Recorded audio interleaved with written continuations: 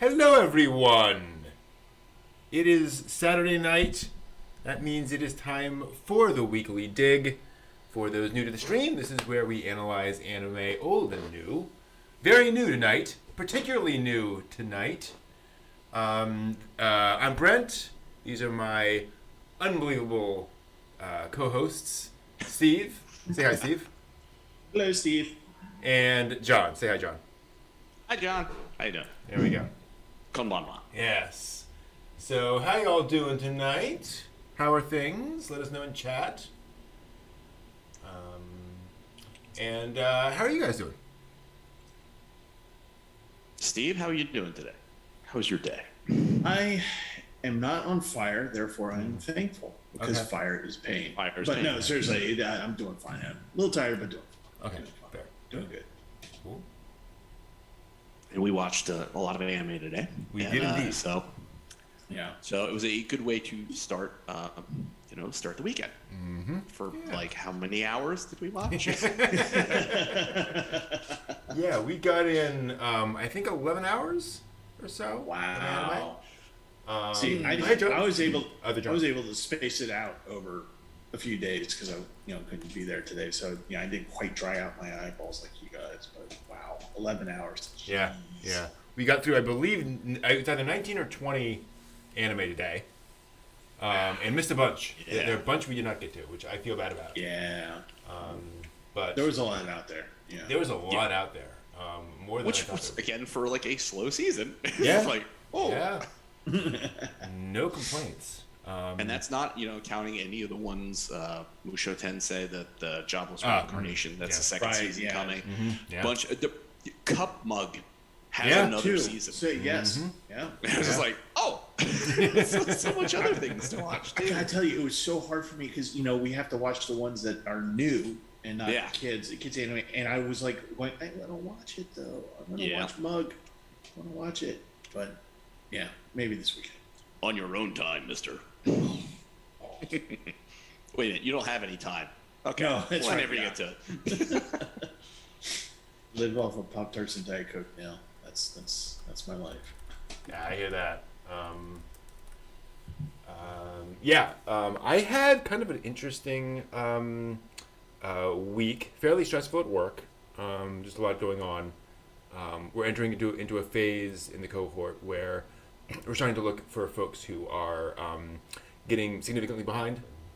Where if you're having a few issues for the first week or two, that happens, right? But if it's we're now a month and a half into a 6-month cohort, so at this point, if you're still a little behind, we want to at least catch that and talk to folks and so forth. So having to make some of those conversations with folks where it's you need it's time to actually put some some behaviors have to change now. So see how that goes. But there's that. Do you get pushback from this, or is it often received in okay, I appreciate your let me know? It varies. Fortunately, I'm not their manager. I'm just their instructional lead, one of the instructional leads. So okay. I'm more there to say, well, here's what I see in terms of your progress on the various projects, on the various work you have to do. And usually there's no debate there. Sometimes they'll say, well, but this happened, and I can say, I agree, and so we can discuss that. But usually folks aren't they're more worried about the perception of that than saying, well, no, this didn't happen, right? So right. So that's good. And then also this week I watched, I don't think I mentioned this, Puss in Boots. You did when we saw the Toei. Oh, I did mention. You said, when you saw the Toei guy coming up, and you're like, Puss in Boots. I saw it for the first time. Yeah. Yeah.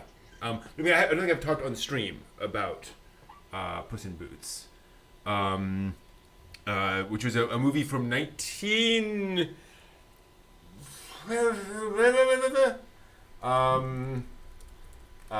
Movie from. Let me double check here. That is from 1969. Oh. So quite a ways ago. By Toei Animation, one of their first breakout hits. After Panda and the Magic Serpent and so forth and so on, this is one of their kind of great classics. To the point where the Pero, the Puss in Boots, is their mascot. So that cat with the hat on is the Toei mascot. It's interesting. On the one hand, it's entertaining in some ways. In other ways, it's an animated musical. Oh. With all that entails.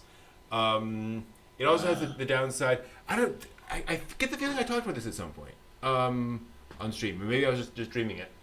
Because one of the problems is that the main character, besides Pero, is this boy named Pierre, and he is basically just a completely passive kid who gets sort of spat on by his older brothers and kicked out of the house. And so Pero kind of helps him and so forth and so on. They meet a beautiful princess, of course, and the princess is kidnapped by Lucifer, a wizard named Lucifer, and whereupon he becomes Pierre becomes. We did talk about Miyazaki hero. Okay, yeah. We did talk about it. And just kind of sudden hard right turn into heroism, which is weird. But fun movie.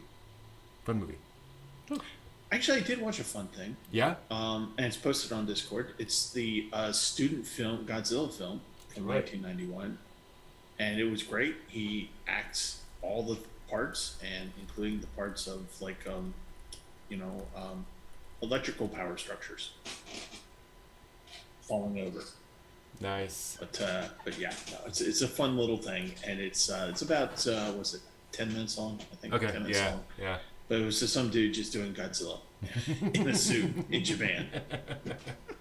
I felt back when I saw that. I went to find the early '80s Gundam live action fan film, where a bunch of guys dress up in shirts, that look like the RX-78 and gun cannon and gun tank and so forth, and then just pose and like stop motion themselves on a building to be like Gundam, firing, and then they do little scratches in the film stock to look like blaster bolts while the music's playing in the background and so forth. It's hilarious, and the guy playing gun is like this, and going around and doing that. It's great fun.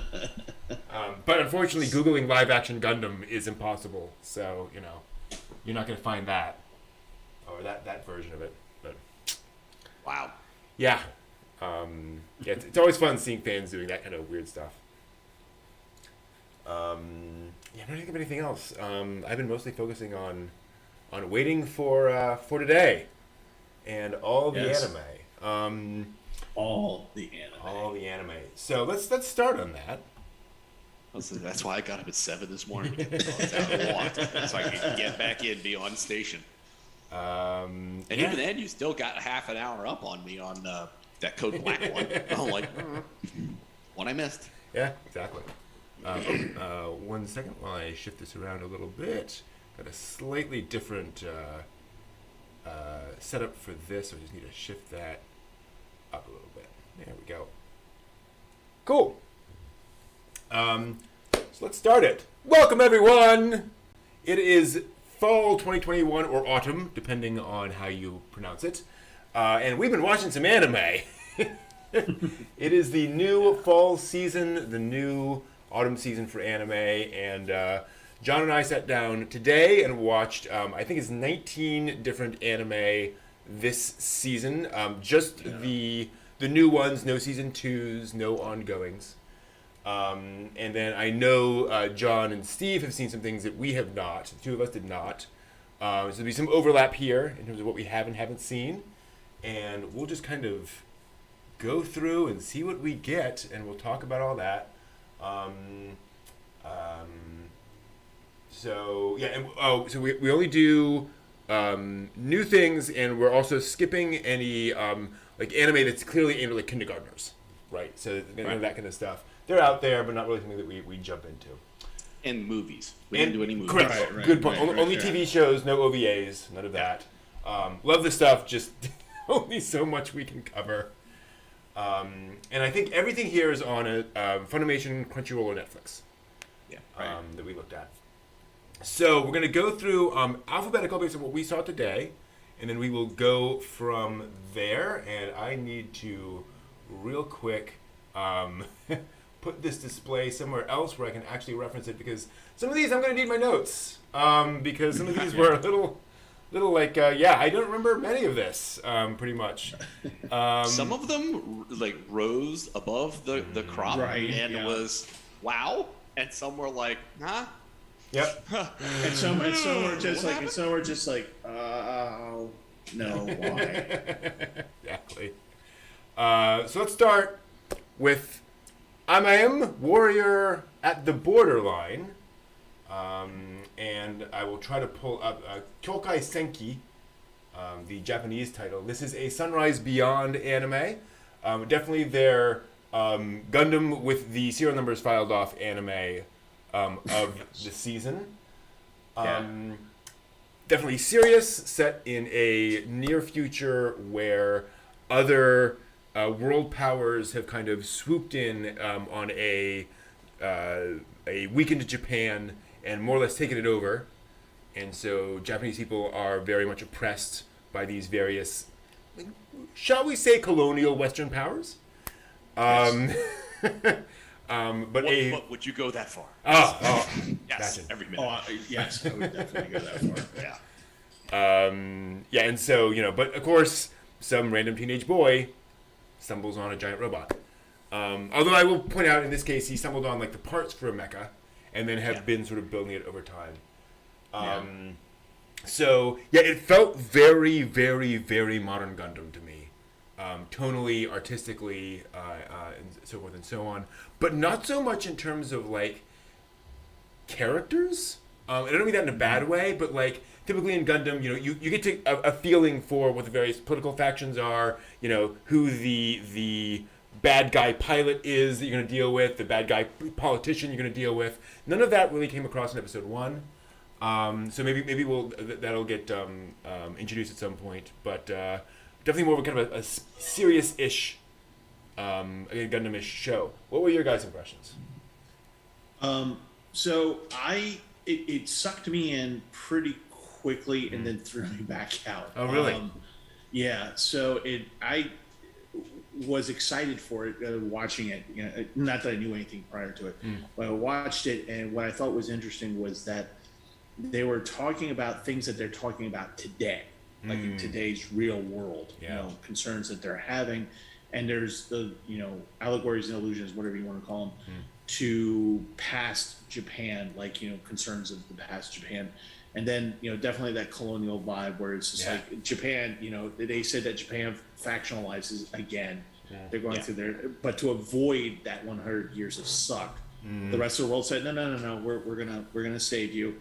Oh, you know what? We kind of like it here. We're gonna take everything out. So, it's like very factional, and I was just like, oh, this is gonna be kind of cool. And then I got the character design for our protagonist with the 3 braids off the back of his head, looked like from frickin' 1992. And I was just like, okay, all right, okay, we'll keep watching this scavenging. And then he goes on to finds the part where it's the actual AI. Yeah. And then it comes out and it's this chibi cute thing that comes out. And then after a while, I just kind of was just like, oh, okay. I mean, I could definitely see the gun, and that's part of what sucked me in is it had definitely in the very beginning for me a definite Gundam feel, like, okay, we're taking this seriously, and these serious topics and stuff. But then I just kind of got lost with the whole chibi AI thing and that kind of stuff, and I was just kind of like, okay, well, all right, this is for somebody, probably not me. Fair. John? I was to say, I liked the mechanics of it. I thought it was interesting. I would imagine as you get further into this, like there's points in time where he's like messing around with the machine that he's gonna repair, and he's got notes taped on onto the machine. Yeah. Right. So it's like obviously he's doing some homework to this. He's online student, so he's got a PC and he's collecting things. It's like obviously there's stuff we're not in episode 1. We really are not learning a lot of deep background for this kid. Yeah. So there's more to explore there. I'm curious as to how the factionalization of Japan and how the occupying powers, how they are interacting, not just with the local population, but with each other, and how that's going to play out. I don't know. I mean, I could go either way with this. I would give it at least another couple of episodes to figure out what's going on. I'm not watching a huge amount of mecha anymore in my life, so it's kind of one of those things where it's like, okay, I liked it well enough, but I'm not like drop dead just salivating for episode 2. My curiosity is peaked. Yeah, totally. I'm with you there. And I'm with you there, Steve, in terms of like the I don't mind chibi, sidekick characters. This was a very heavily chibified, super fluffy. Yeah. So it wasn't so much the fact that it was cute. It was just kind of the exact nature of just the design itself kind of turned me off a bit. But yeah, we'll see where that one goes. I'm all for like if you're gonna have a mental model of something.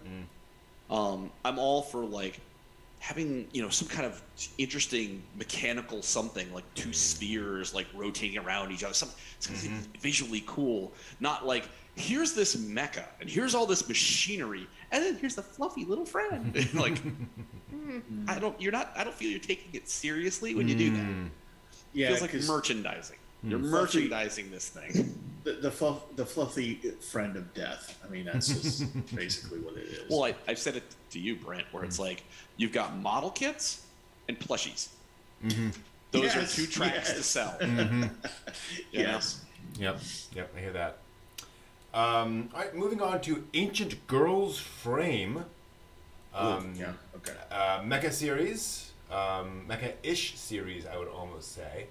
Because there's not too much going on. Wow, we may all have some very different opinions on these shows. Bunch of girls, getting hired to fight off aliens, basically, who are invading Earth. And what I found interesting is that the main character is very much set on trying to be part of this, despite the fact that her older sister had some history, and her parents are very much set against her doing this. And so I liked that storyline. The fact that she has a dedication despite that happening, and it didn't feel like it was I have to avenge my sister. It was, this is a thing I think is important to do regardless of what happened to her. So that was kind of cool. Obviously the girls are easy to look at, which I liked. Also interesting that there's a girl from the Middle East with a head covering. Who makes it all the way in, which is kind of cool seeing that kind of representation. I will say it was kind of a little early in the anime for me to kind of get a full sense of where it would go. Tonally, it was fairly serious. With some comedy, but overall, kind of the setting was fairly serious tonally. But I'm just kind of curious to see. It felt like there was a lot of world building going on, a lot of kind of stuff they were setting up in episode 1. So I'm curious to see if they can kind of continue building in that direction. It feels like it will either kind of move in a satisfying direction, or it'll just be like, and then daily lives of robot girls, kind of stuff. It's also watching the robot. Yeah, exactly. The robot. Oh, this is great. It's also Chinese, so it's a Chinese production company. So it'll be curious to see what take they bring to this in terms of, again, sort of plotting and just structure and so forth. Yeah, it got my interest enough. Mm-hmm. Like the virus type little monster thingies that are floating around. They're not obviously the greatest focus of this design. Right. They are the bad guy. Mm-hmm. I mean, that's really so far episode 1. That's all you know. Mm-hmm. I mean, there might be some greater, reasoning behind why they're here and how this happened, but for the most part, they're just monster bad guy. Yeah. Right. I liked the fight mechanics. I liked, some of the way that they've got the personalities dialed in on some of these girls. Yeah, some of them are, completely, tropey. Yeah. Right. Yeah. Very much so. But, the inclusiveness, I think that girl with the headpiece, her last name's like Hakeem or something like that. Mm-hmm. Yeah. And it's just like, okay, I like that you even tried to include this. Yeah. And it's not, she's got some character things that are a little silly for having it been that inclusive. Mm-hmm. But at least it's nice to see something that is different in that respect. Totally. So again, not super mecha person, but this one has piqued my interest more. Mm-hmm. I think I could watch more of that and then just see where that goes. I don't have as much sort of chibi little character things. I've got actually, I think, a little bit some of the characters that present, as part of the institution where these machines are working from, and where these machines came from. That's piqued my interest a little bit more. Mm-hmm. So I'm definitely going to watch this and see where it goes. Okay. So before I get into this, for all of you in Chatland, I swear to God, I did like anime this fall. I swear to God, I did. Oh, we'll get there. Effusive. Oh, we'll get there. We'll get there. Yeah. I'll be effusive. This is just not one of them. Sure. So to everybody's point about the girl with a hijab, I thought that was very interesting and very thought-provoking for me.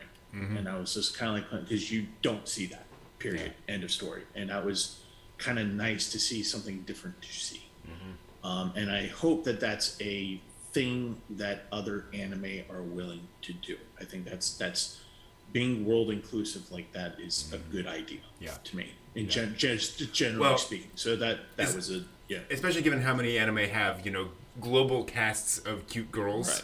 Right. Yeah. Right. Yeah. Exactly. So this is a Chinese studio.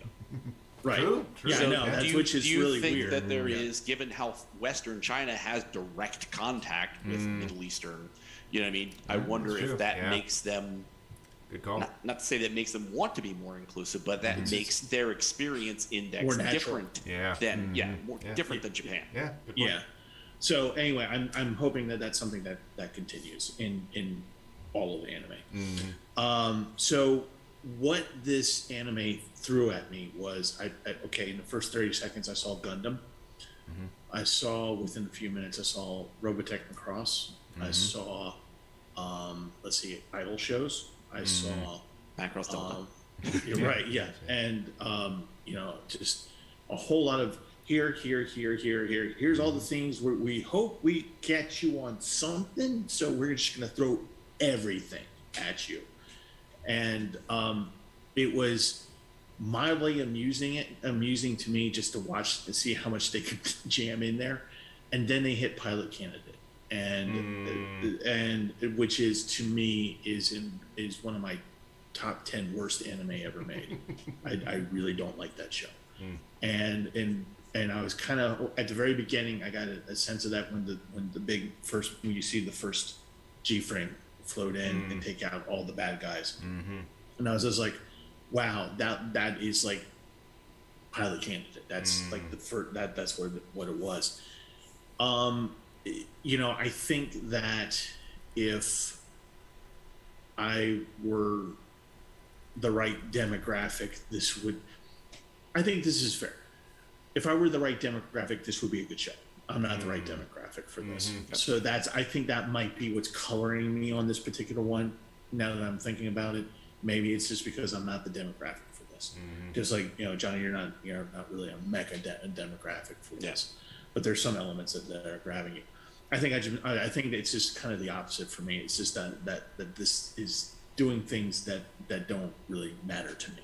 And that's probably why I'm not liking this show very much. Yeah, fair. I just realized there's one anime we watched that I did not find in the live chart. We're going to have to track down because it was all the tropes all the time. Remember that one, John? Oh God, I do. What was it called? Yeah, I know. I can't. And I don't see it anywhere on our list. We're going to have to do a bit more research because... that was an experience. But anyway, we'll get there at some point. I was gonna say I've got everything down that we watched, but I don't remember that. Was it a fever dream? Was that it? Did we just? I mean, at some point in time, you do kind of like drift off. Maybe there was like a 5-minute period between, or that 20-second period between shows when you just guys probably just like it all melded into one visual for you. Yeah, pretty much. A shared hallucination. Yeah, totally. With mass hysteria. Speaking of which, one that I got a chance to see, I don't think John did. We'll talk about Bill Divide, Code Black. I didn't get a chance to watch the entire episode, and not because I was hating the show. That's because that was the one where you started. Yeah. And by the time I got in, it was Saturday. So what happens? We're trying to do things with the computers and talking and streaming, and you got it. Brent got the 15 minutes, and then I show up, and it's like, nope, nothing works. And I'm like, damn. Damn me and my curse. Technological curse. So, Steve, do you think this anime is based on a card game? I got hints. Little subtle 2x4 to the face hints about this could be a card game. I was, it starts off and it's just like, okay, this is kind of interesting. And then suddenly it's just like, here's my card, and things happen. Yeah. And it's like, okay, click, next. So, I'm not much on those. Yeah, it was enjoyable for what it was, in the sense that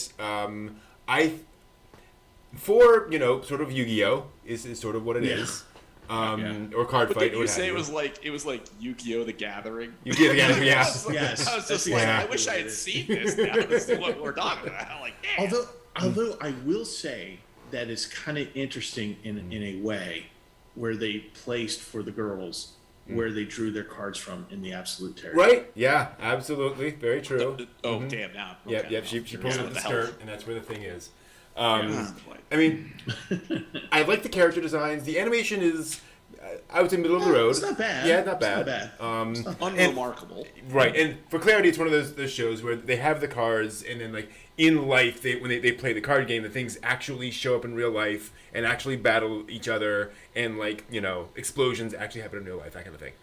Unfortunately, for episode 1 was let me explain to you the rules of the card game. Okay, here we go. Again, might be a really fun show, but it is very much here's an animated card game you play, right? So yeah. That's okay. Here's how we drive sales. Right. Yeah. Exactly. The thing that always does sort of cross my mind: Beyblade, Yu-Gi-Oh, any of these given things. Does anybody know? Do they ever put like something in there where it's like, I played this card and I played this card, and it's like that's actually a hint for the actual live game players to be like, oh, this is a combination. Oh, I never even thought of that combination. I could do that. Yeah. I want to say yes. I always wondered. You know what I mean? Because it's like they always go through like, I use this and that, and it's like maybe I'm if I played the game, I'd really get that's something super cool. I'd get like. Because for me, I'm like, look at the time. Fair. Is it time for a nap already? Oh, I'm late. Very important date. So that was time to say hello, goodbye. I'm late. Exactly. So let's move on from Build, Divide, Code Black, which kind of divided us in no way, shape, or form, to something that I think will unite all of us. The Heike story. The which one? Heike story. Heike Monogatari. Heike Monogatari. Yes. The two-colored-eyed girl and her biwa. Mm-hmm. Steve, were you there? No. You didn't see this? Oh, you missed it? What was it called again? Heike story. So it's by the studio that does all of it's Science Saru. Science Saru, yeah. And they do all of, I'm forgetting his name now, Masaki Yuasa's work. It kind of has that vibe, but it's somewhat more, I mean, it's beautiful. It's set in feudal Japan. Young child with a father who is, something happens. And then the child is adopted into a kind of a samurai family. And the child... No, I did not see this. Oh, okay. Wow. I thought you were the one recommending it, so that confused me. And the... Heika. Heika. Yep. Okay. As in Tale of the Heike, the famous Japanese... anyway. So the child plays a biwa, but also has a supernatural power, I'll put it that way. Also notable for the fact that it is directed by Naoko Yamada. Naoko Yamada is notable because she directed a little show called K-On! Little show. Little show. Sound Euphonium, Tamako Market, and a movie you may have heard of called A Silent Voice. And then she's doing this. She's done other stuff as well, obviously an animator. Yeah. I'm gonna have to check. No, I know nothing about. Oh, interesting. I'm gonna have to check this out. Okay, cool. Yeah. I mean, I'm just looking at the visual here, and I'm yeah, just like, yeah. You'd know. Watch. Yeah. Yeah, it's gorgeous. Yes, it's visually interesting. The music is interesting. Just the stylistic background. You just soup to nuts. It does look like something I would watch. Yeah. It's very. It's an art movie, really. It's an art film more than it's like an anime. That's definitely something I would watch. Yeah, and it's fascinating because it's obviously heavily symbolic, but not in a way that's boring. It's like, okay, and here are a bunch of maple leaves floating down. Oh, I'm sure that means something. Yeah. So. Or was it the sakura blooms themselves? Were they apple blooms? Because there was a point where they're falling to the ground, they're white and pristine, and the shadow that's cast is red. And it's just like, oh, wow. Definitely. Yeah, so Steve, yes. Okay. It's on the list. It's on the list. Oh man. Really, really fascinating. Also, just the pacing of it is really interesting. How they kind of draw out the story. I mean, not in a slow way, but just how they go from shot to shot. Is there's a pattern. It actually reminds me of Biwa music in a way where it's not.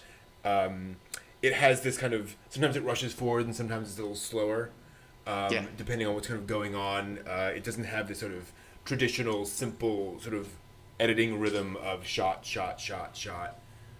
which is really nice. And definitely emotional. Both of us were like, Japan, okay, let's just... that. There were verklempt moments. Yes. Like, oh! Very much so. But I think you nailed it right on the head when you said this is like an art movie. Yeah. Because the pacing isn't like just, the pacing isn't like any of the other animes that we watched today. It was just like, wow, I'm amazed. I can't wait to see more of how you do this. Like, it's awesome. Yeah. So let's move on from that to kind of a rather interesting show this season. Irina, the Vampire Cosmonaut. Tuki to Laika no Nosferatu, excuse me. I didn't get to that one. Okay. Shoot. Yes. Okay. Set in not Russia. Not the 1950s. Nope, certainly not. During a non-space race. So it does that anime thing where like this is the kingdom of Rusk and the kingdom of Brutalia or whatever, right? What is it, like the United? It was like the United Kingdom of like Arcana. Right. It's like the UKA. We're like, what? But non-Russia like sent a dog into space, and now they're sending other people into space. And so the basic premise is, and I don't think I'm really spoiling anything to say that they need to send somebody else into space. They don't want to send a person, but vampires exist in their world, and so they can send a vampire because vampires don't count as a human being in the technical sense. And so there's this vampire who's going to be sent up into space. But what's interesting is I read that premise and I was like, vampire anime, okay. It is a completely serious drama. Like I don't remember any comedy, no romance. It's just this guy who wants to be a cosmonaut, and he's assigned to this vampire girl, who they're going to shoot up into space eventually, apparently. Who is going to be sort of her minder. And I think that and her direct manager, his assignment is like a funny moment, but it's like that moment. Right. Good and point. then so it's kind of like her handler, it's like, oh, who she is, that's a funny moment, but then that's it. Yeah. There's no slapstick. Like Red Mars then. Like, I haven't seen that, Yeah. Okay, that was the one that last season. Okay. It's set in Taisho, and sorry. Yeah. Mm-hmm. Yep. Yeah, very much like that. Mm-hmm. Okay. Very grounded, very realistic. It's very interesting, despite vampires. It's like, okay. Was it Wings of Homines and both vampires? Yeah, there we go. Yeah. It does. In the exploration of space that the Rusk do take, there's a moment that for me was just like I had to turn away from a little bit. Yeah. Not that it was anything horrifying, but it's just some it dealt with some subject matter that I just kind of made me a little like choked up for a moment. So it did hit an emotional target. So that's definitely I'm going to watch more of that because I'm really curious to see how they're going to play this out. Totally. I hope they keep it kind of a grounded, serious story. I can see it becoming very, Wings of Vampires. Love it. I could see it getting more lighthearted in later episodes. I could see it becoming a little more harem-esque. And I hope they keep it a little more grounded. But we'll see. One thing that is not grounded in any way, shape, or form, Kaginado. Yes. So I laughed. I laughed my ass off once I realized what the hell I was watching. Because I wasn't getting it at first. I actually had to watch it twice, and I was just like, okay, there's something I'm missing here. What is this? What is this? Oh, that's okay. I never saw. That's Air, every but- show that you didn't watch. Oh wait, that's Clannad. That's wait a minute. That's Yeah. And then it's just like in the planetarium, and I'm just like laughing hard because I'm laughing at myself for not getting some of it. I'm laughing at the fact that they just said, "Here's an idea. We're going to take all these really eponymous anime that everybody kind of knows about. Even if you haven't watched it, you know that it like Air. I haven't watched Air, but I know it. I know about it. And you put it all together, and they're all going to the same school. Yeah. Which I mean, really, this is a takeoff from Isekai Quartet.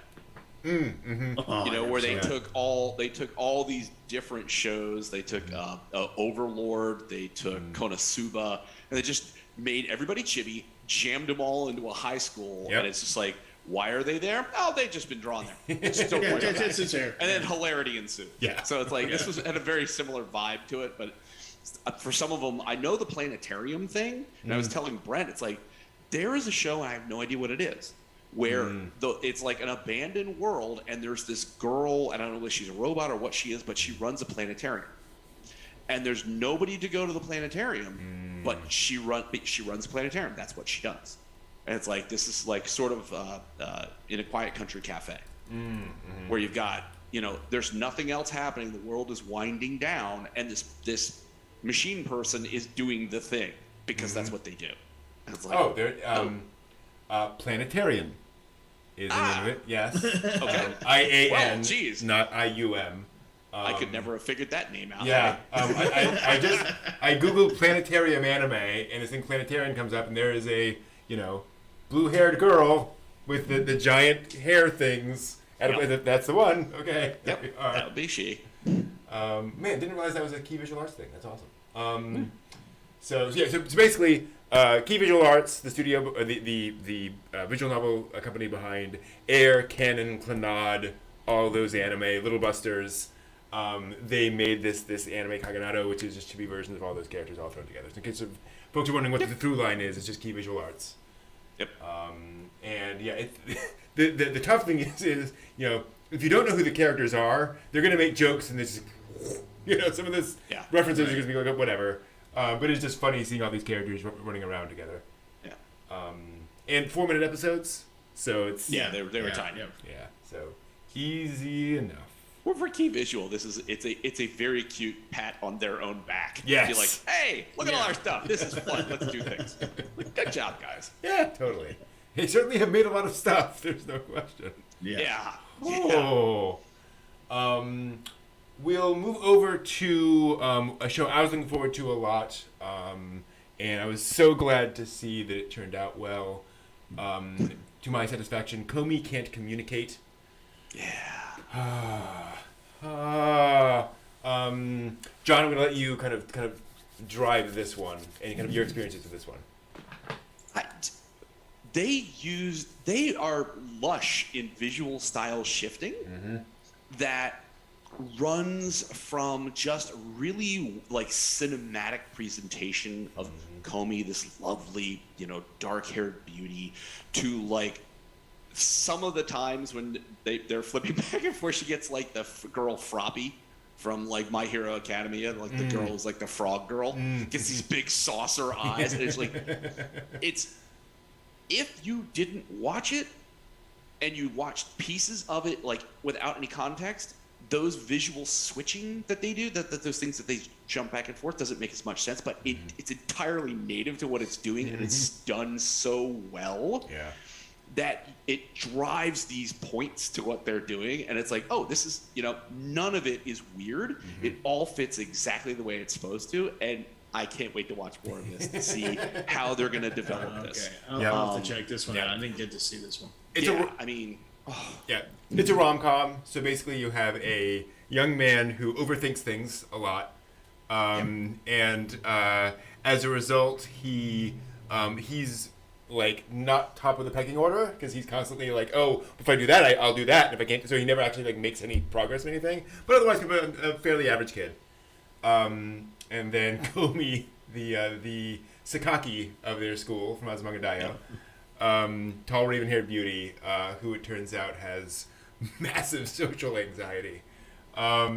and kind of dealing with all of that. And what I really appreciated is exactly what you said, John, is how adroitly they manage kind of the very kind of heady romantic bits of it, along with the just very, very, I was going to say absurd, it's not really absurd, very large scale kind of comedy moments of the show. Just very funny, yes. Is this the manga that you talked about like a few weeks ago? Yeah, that's the one. Okay. Got it. Yeah, so All it's lovely. And one of the things I really appreciated is that when you get to that point, because it is kind of a big turning point when she does start kind of talking, she writes on the chalkboard what's going on. They do treat that as like a major moment where you realize, oh, this isn't funny for her. Yeah. Like, this is actually, like, something that's very painful for her that she can't actually connect with other people. So having that just kind of, that groundedness to the actual drama to it was nice. Well, there's also something, I pointed out, a way that they do the perspective of the camera, where you're looking through the chalkboard that they're writing messages to each other. Yeah. And it's like you're looking through a window, and they're writing, the writing's on the chalkboard between you and the character. Yeah. And it's just, it's done so, it's so organic the way Yeah. it's done. Like, you don't notice it until it's like, oh my God, I'm behind the chalkboard. I'm actually looking at them through the chalkboard. And then when you flip back around, there is obviously a beauty in writing kanji. You know what I mean? Yeah. And their communication across this board, as you see it start to flower and it fills the board. Yeah. You know, hallelujah, we've got translations jammed into like all these little tiny spaces around all of it. I'm sure if you're a native reader, it probably was gorgeous looking without these bits and pieces crammed in there. But still, I can appreciate the flow of how it was done, just that chalk dust that we had pointed out of them just writing. There's chalk dust falling, writing. There's so much writing. And it's just done so beautifully to see the lines of communication open up from just a very little simple few statements to this massive flood of like information. And it's like, oh boy. Yeah. And to that point, what's kind of impressive is that like you see moments where they are literally writing kanji on a board. So they are animating the character, moving the finger down, moving it across, seeing them cross the kanji, and seeing that actually get animated on screen. So they're really putting the attention to that. What also made me think suddenly is I just realized they must have left spaces on the board for it to be translated. They had to, because some of that was right. There was no way to fit that in. And I was realized, well, of course there's going to be fan sub, there's going to be sub, there's going to go in lots of languages. We got to make sure there's space on the board. It's like, of course, but and I mean, it also to the translator's credits. Yeah. And whoever was going back in there and like inserting stuff, when the board is filled with information, some of those translations like start and kind of curve with what's being written, and they're moving like different directions to follow the piece that they're translating. Yeah. And it's like, wow, okay, whoever went in and just said, well, just put the block translation right over top of it. Be like, no, make it work with what you're doing so visually it's not discordant. And they're like, smart people. Well, and especially because one of the things visually is that you actually see some of the special effects, like a manga. So somebody's heart is beating, and you see the little, boom, boom, boom, kanji on there, along with translated underneath it, like ba-dum, ba-dum, ba-dum, like moving out from them and so forth. So they had to think about all that too, and matching all that. It's very impressive. So yeah, very happy to see that. And Pat, I'm right with you, Patrick. It soothes my heart. This manga.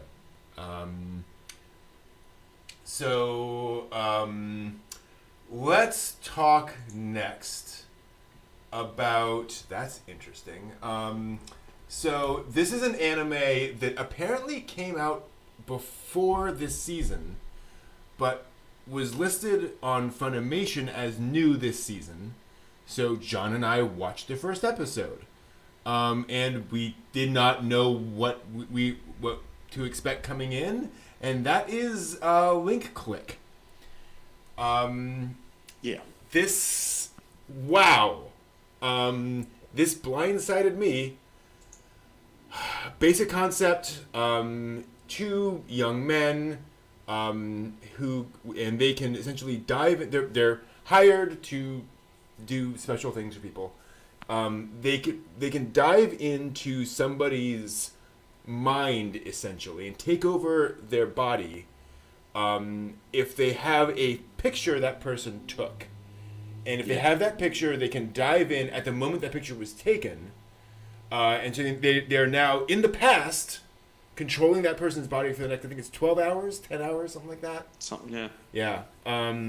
And so the idea is that person is then going to be privy to some information, going to be told some secret or whatever. And so now because they're in that person's body, they will know that secret. So when they kind of hop out, they can do something. And at first, this comes across like very much a hot guy detective agency anime. Yeah. It's another Chinese anime, by the way. And they dive into this young office lady.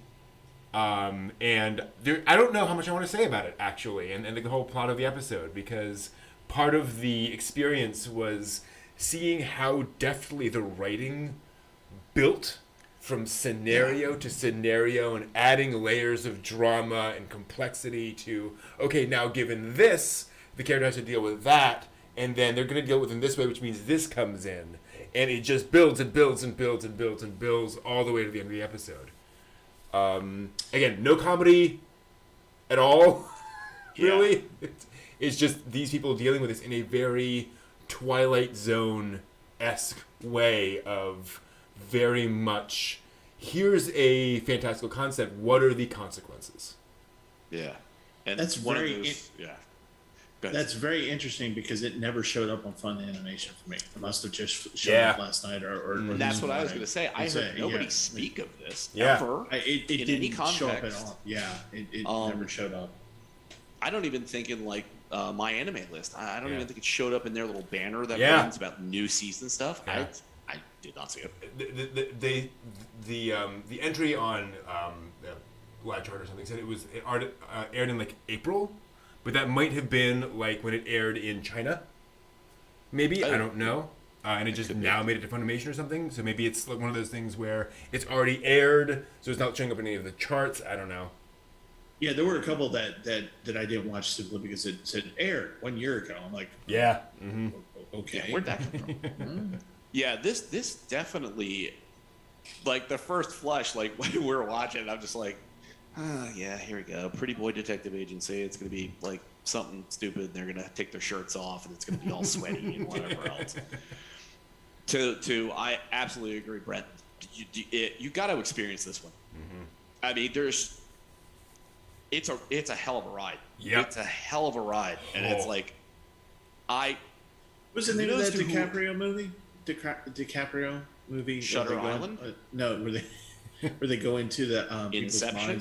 Inception. Yeah. That's what it sounds like to me. It's a little bit. Yeah. It's not so much that because they are literally experiencing that person's real life. Yeah. And so whatever they do, and so one of the ideas is that they have to follow the script of what actually happened to that person, which they don't know. So they have to infer from the person's personality and so forth how they might have reacted to the situation. And because they can't change it. Right. and they could. Like, they could totally change history if they wanted to. But they have to be very careful with what they do, which is really fascinating. But yeah, certainly in terms of this idea of kind of jumping into somebody else's kind of experience. Yeah. Also, and we don't even know, like, this is a thing that they were asked to do at that time. We don't even know if they're gonna like sort of cross that bridge and be like, here's a picture of like, you know, something that happened in like the 1960s. Mm-hmm. You know, I want you to go back and like do a thing in like the 1960s and be like, wow, okay, that would really stretch that for people who are young, these young people that are living in the modern time, for them to go back and emulate a person's life from like 1960. Yeah. It's like there's a lot of things they could do. I want to see how they're going to try this. Absolutely. Like, it really seems like it's an interesting premise. Totally. I also want to mention the art real quick because the character designs are very classic anime character designs that look just like anything else. The backgrounds and art have this really interesting, slightly not quite sketchy look, but it's a little bit abstracted in a way that I really liked. Yeah. It wasn't like half done. It was very much an intentional kind of artistic style. This was not budget. No, this was like absolutely intentional. Yeah, and it just really worked nicely. And I think it also helped with the idea that we are in this sort of fantastical premise. Oddly, having this just kind of worked with that setting very well. But yeah, I was crying by the end. I'll put it that way. Yeah. Oof. Yeah, this was a cool one. Wow, I had a few of them. I was like, I'm not crying. You're crying. Right. Exactly. So yeah, that was pretty cool. A show which, boy, it went in a couple different directions for me was Miroko-chan. Yep. Anime about a teenage girl who suddenly can see ghosts and monsters.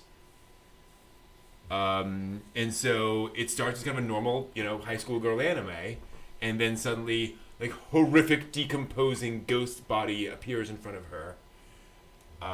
And she quickly realizes that if you react to them and do anything, then they actually, hunt you or whatever. If you ignore them, they go away. So she has to just maintain her composure and go about her day while this horrific thing is kind of, in front of her, leering at her, doing all this sort of stuff. Yeah. In very close proximity. Very close proximity. Very close in some instances. Yeah. Personal space, please, Mr. Ghost. Yeah. And what's weird is, and again, it's that contrast between, almost like school life anime, artistic style, pacing, and so forth. Hi, I'm your best friend in school, ha ha ha. And then let's have lunch. Things are great. Yeah. Right. And then her doing this thing with this horrible creature and having to kind of live through this moment. And then what's going to happen to her next. And so it's weird because like I liked both aspects of that. But it was difficult to imagine watching 12 episodes of that. Because it would kind of wear on your nerves for a while, I think, of happy girl being traumatized kind of, for 3 minutes and then something else happens. I don't know.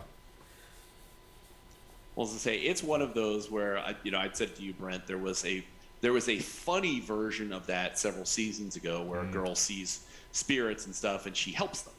Nobody else sees them, and she just, like, her friends are like, hey, what are you doing? And she's like talking to a tree. And they're like, okay. And like there's a ghost standing in front of the tree, and it's like, oh, I need to tell my grandmother that I loved her and that I was sorry.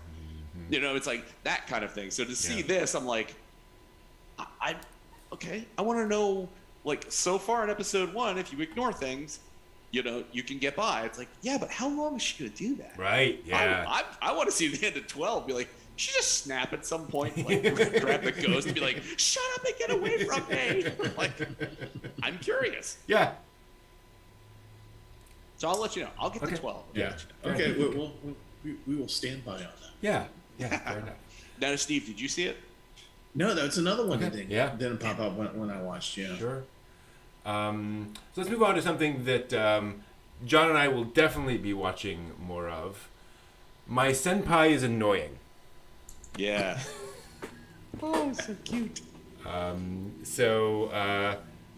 Adult woman working as a salesperson for a company, who also classic thing. She happens to have the body of like a 10-year-old. Yeah, she's like, by estimation, she might be like 4'8". Yeah. She's like tiny. If that, yeah. Yeah. She's tiny. There's a scene where she walks up to her senpai, who is this bear of a man, and the top of her head is equal to the top of his head while he's sitting down. Yeah. Wow. And she's kind of trying to prove herself at her job. She's very driven. She also likes very cute things, which doesn't help when you're you're very small and folks are, and he is her kohai. He is her senpai rather. He's been put in charge of making sure she knows what she's doing and so forth, and she's handling herself. And boy, it gets really sweet. Yeah. The relationship between these two, as they're kind of getting to know each other and starting to kind of develop and get to know each other, because he can be a little bit I don't know how to put it. There are moments where she'll do something and he'll put his hand on her head and like ruffle her hair, and she's like, "I'm not a child. Like, stop that." But he obviously doesn't mean it in a demeaning way. Right. And it's actually another thing I really appreciate about the anime is that they don't do the trope where everybody treats her like she's a child, and also she doesn't act like a child. She gets irritated, annoyed, and gets the angry face, and there. Yeah. But she's not running around throwing temper tantrums, that kind of stuff. So she's very much an adult, but you get to see how they're starting to kind of build things. Very classic anime feel for the art style and the characters and so forth. Very much a rom-com, and yeah. And as you were saying that about him, the senpai, kun, it reminded me of the teacher from Interview with Monster Girls. Yes, good call. That just struck me in the back of the head. I'm like, wait a minute, that's absolutely the same right kind of thing. It's this caring interest, but it's not particularly crossing a line. This is episode 1, but you see that there's a lot of concern, a lot of care, a lot of I'm responsible for you, so I'm going to do my utmost to make sure I fulfill that responsibility as your senpai. Yeah. And I really appreciated when she was in her apartment, we were talking about how small she was, that nothing was like, she was never helpless. Right. You know what I mean? Yeah. So it's not like they're saying, oh, she's short and, but she's an adult. Oh, but she look at home, she's just like a kid. It's like, no, it's totally normal apartment doing all the things, adult stuff, and they do not pander to like her childness or childlike size, even though she's got, like plushies on her bed. It's like, that seems to be the one sort of like nod to that. Be like, oh, she has these things that are really cute. But no, she's got her suit here. She's cooking breakfast. She's doing all the things like an adult. Yeah. So I really look forward to that. That's a really great point, because they show her not just making breakfast, but she has the rectangular egg pan. Yep, and making the omelets. Yeah, and they show her making that, like rolling them up. And I think, to exactly your point, I think they're making the point that she's not just, grabbing a frying pan and throwing eggs in, I can make, like, she's skilled, right? Yeah. Which I really appreciate. Even down, further to that point, and it's not done in any kind of like salacious kind of way, but she sits down and she pulls on her stockings. Yeah. She doesn't put on like a pair of little socks and like, loafers or anything. It's like, oh, how cute. No, she's putting on office lady stuff, and it's the point is very clear here. So I that's why I look forward to this. It's like, wow, that's really nice. It's refreshing to have this tiny little person treated like a full-on real person. Yeah. So two things. First of all, I'm gonna have to rewatch this again because I fell asleep, and that engaging, was it, Steve? Literally at my desk area back out there, and I'm kind of watching like this, and I probably made about 45 seconds, and when I woke up, it was going on to the next episode, whatever. Okay, yeah. And my head was on the little mouse thing on the laptop, the little mouse pad, so that, like my arrow was like going wherever my forehead was, And so I'll definitely rewatch this because thank you for your lifetime membership to Funimation. Right. What? Wait a minute. What? How? Thank you for your first porn. Huh? What? So I'm gonna have to watch this because the pretty lady who gives me food is barely 5 feet tall, and and so when I stand and I just lift my head up and I just look straight ahead, she's nowhere in my field of vision. Okay. That's how short she is. This might be your guy. Yeah. I think we might be watching this together. So this might be a thing. So cool. I'm looking forward to that. Very, very, very sweet. Not so sweet at all in any way, shape, or form was Platinum End. I'm sorry. Wow. Wow. This was This is one of those shows where it did not help going in without knowing anything about it. Yeah. And when you pointed out who it was, I was just like, oh, well, okay, that makes all the sense. Because I was getting angry. Sure. I was getting angry at it. Yeah. I was getting really angry at it. It's a very dark anime. Suicidal young man. Boy, how much to talk about this? Who kind of looks like a character in another anime. True. Maybe so. Maybe. Who is offered? Yes, perhaps. It has some Madoka flavor. Has some Madoka flavor, certainly. It's almost.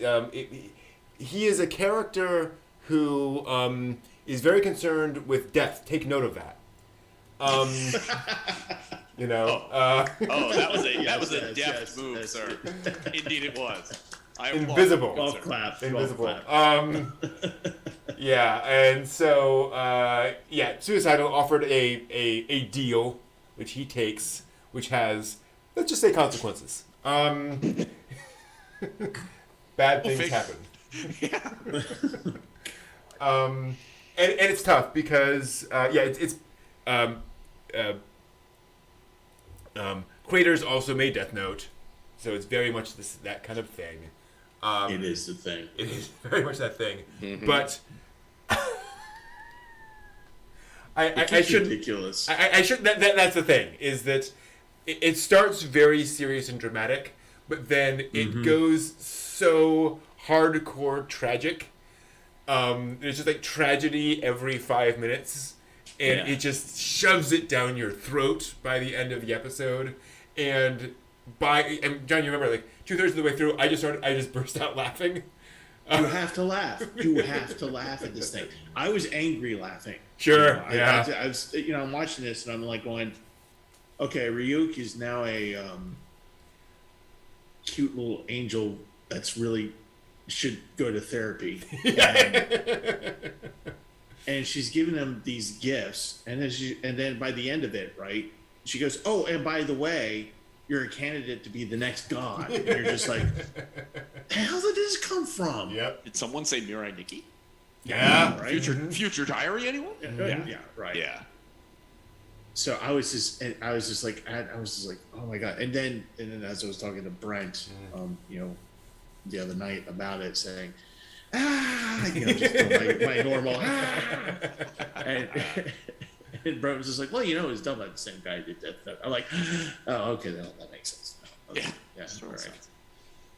Yeah, all right. I just red arrow, white arrow, and wings. I'm sure there's a full-on audience that is going to really enjoy this, and it's going to be right up their alley. I couldn't get that lurking feeling again, like Madoka, like this. The Angel's Cube. It's like just that feeling in the back of my head. Yeah. Like, no, this isn't like any kind of like good thing going to come out of it. This is like there's some kind of game plan behind all this with the God thing, and it's going to be a battle royale at some point. Yep. And it's like I'm not a huge battle royale fan, so it's like I'm going to need somebody to see more episodes of it, and then be like, oh no, it gets much better episode 4, 5, and 6. Thank you for bringing that up, because when we were watching it, there's one of the things that I pointed out, which is that I could actually have gotten into it if it was just that. But when they revealed later there's a battle royale among who's going to be God of all these folks, I was like, I'm just not interested in that layered on top of all of the absurd death stuff. It's just too much. You see, I just looked at my notes on it, and I can't even repeat it because it's not 10 o'clock yet. I was like the angry monkey on the keyboard. I want my life back. Give me back the time of my life. Give me back my 2453, please. I totally agree with you, Brent. If it had not had the battle royale, this could, and again, one episode. This is only one episode. So it's just in the four corners of the single episode. This could be a really interesting psychological analysis of what is the essence of right, what is justice, what is good and what is evil. Is mankind inherently good? Is mankind inherently bad? What could you do if you could right things that were wrong? Death Note. And then you just layer in that it's ultimately a battle royale. It's like, well, then none of it. It's screw it. It doesn't matter. Well, you see, and that's the thing that got me angry about this was that you get hooked into the beginning of the show. You really do, because you're just like, okay, this dude is just like massively depressed. Yeah. And it leads up, and it does a great job of leading you up to the point where he just, and it's not when the angel stops him, it's not that like, oh, we're going to stop you from jumping off the ledge. No, he's jumped. And he's on his way down with a smile on his face. He's like going, it's going to end now. And she saves him. And then what's even more interesting is that instead of like taking 30 seconds and saying, suddenly changing your mind, oh, I want to live my life. He really fights it. He's really like, just drop me, kill me. I want to die. And you're just like, so you get engaged with that.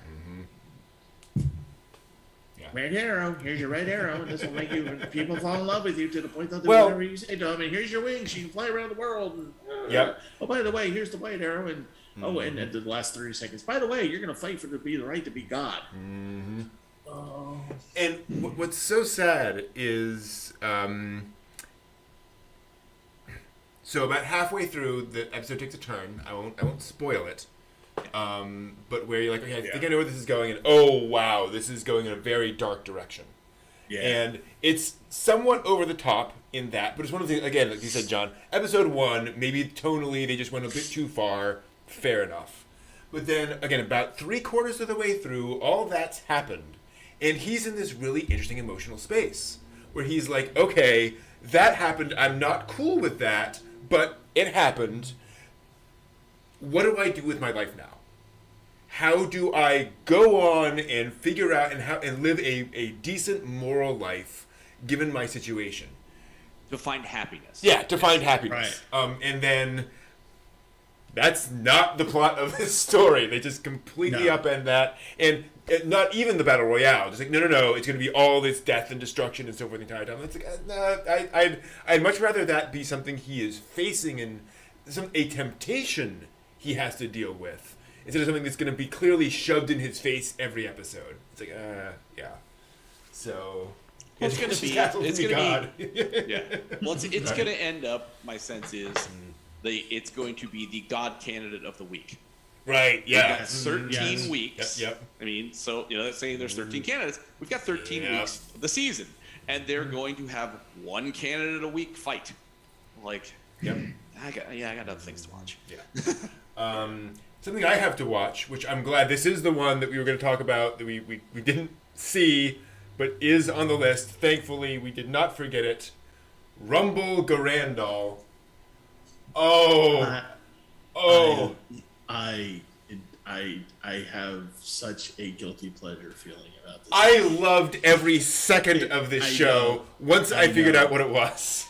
Yes. Yeah. So it is very anime style, very classically anime art style, with some interesting sort of twists. It is set in an alternate timeline in Japan, and there's a lot actually, like just in the description on like livechart.me that is not explained at all in episode 1 of all the backstory, what happened in this world.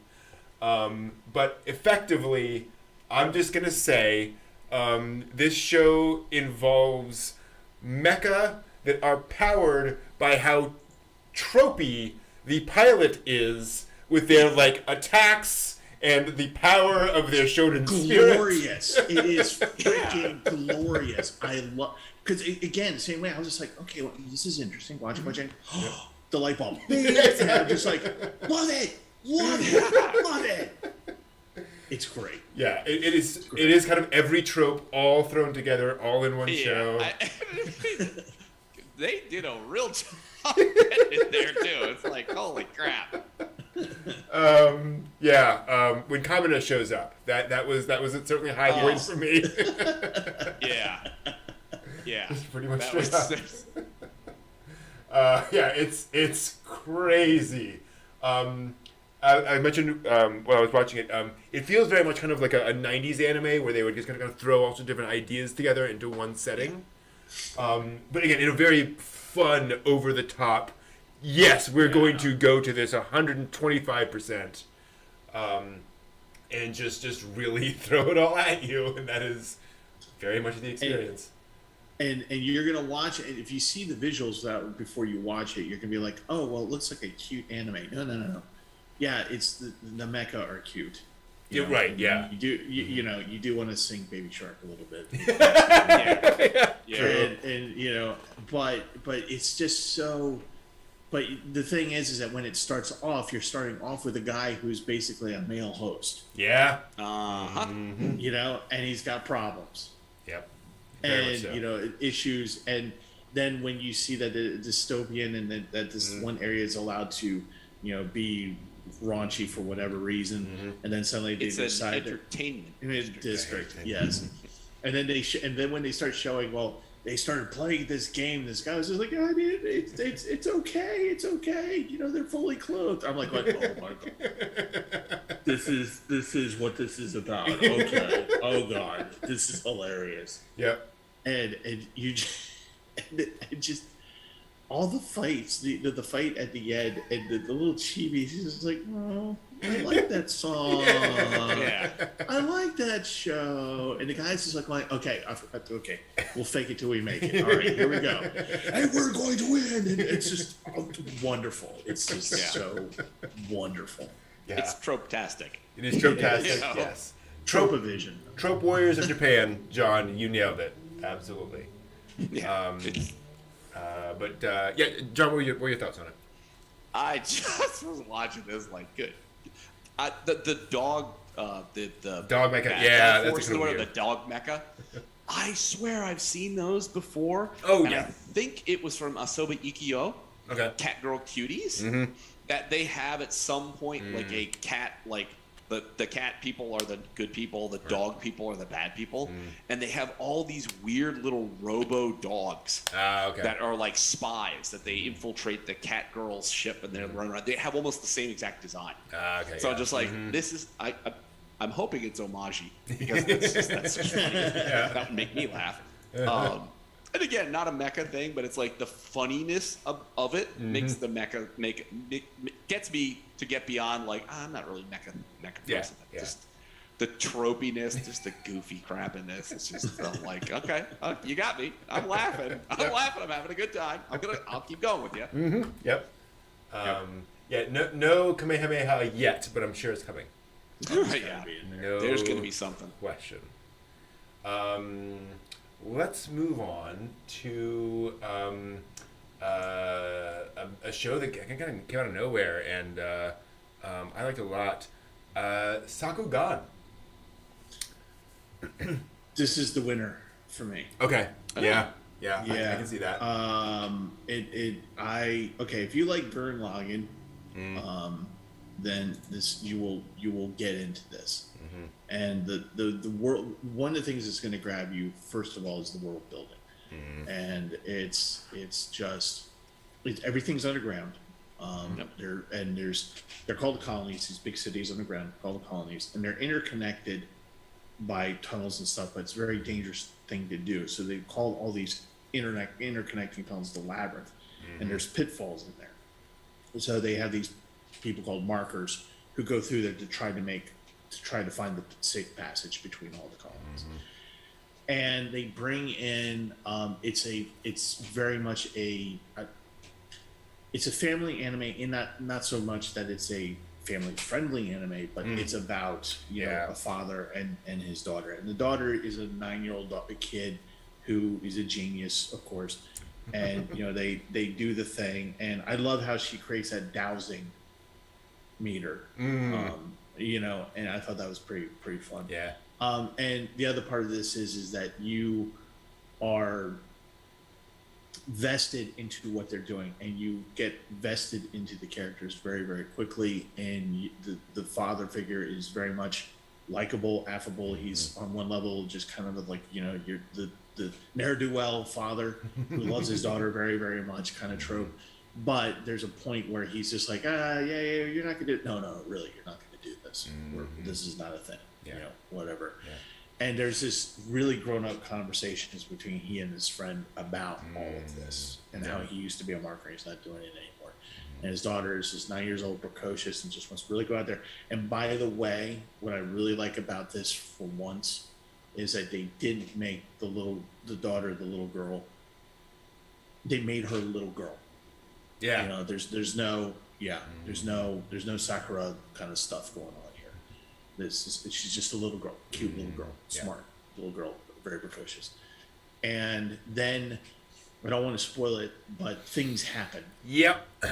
And right at the very end, you're just going to be like, and I don't even want to say anything about it. Nope. Yeah. No. But it's just by the end of it, you're just going to go,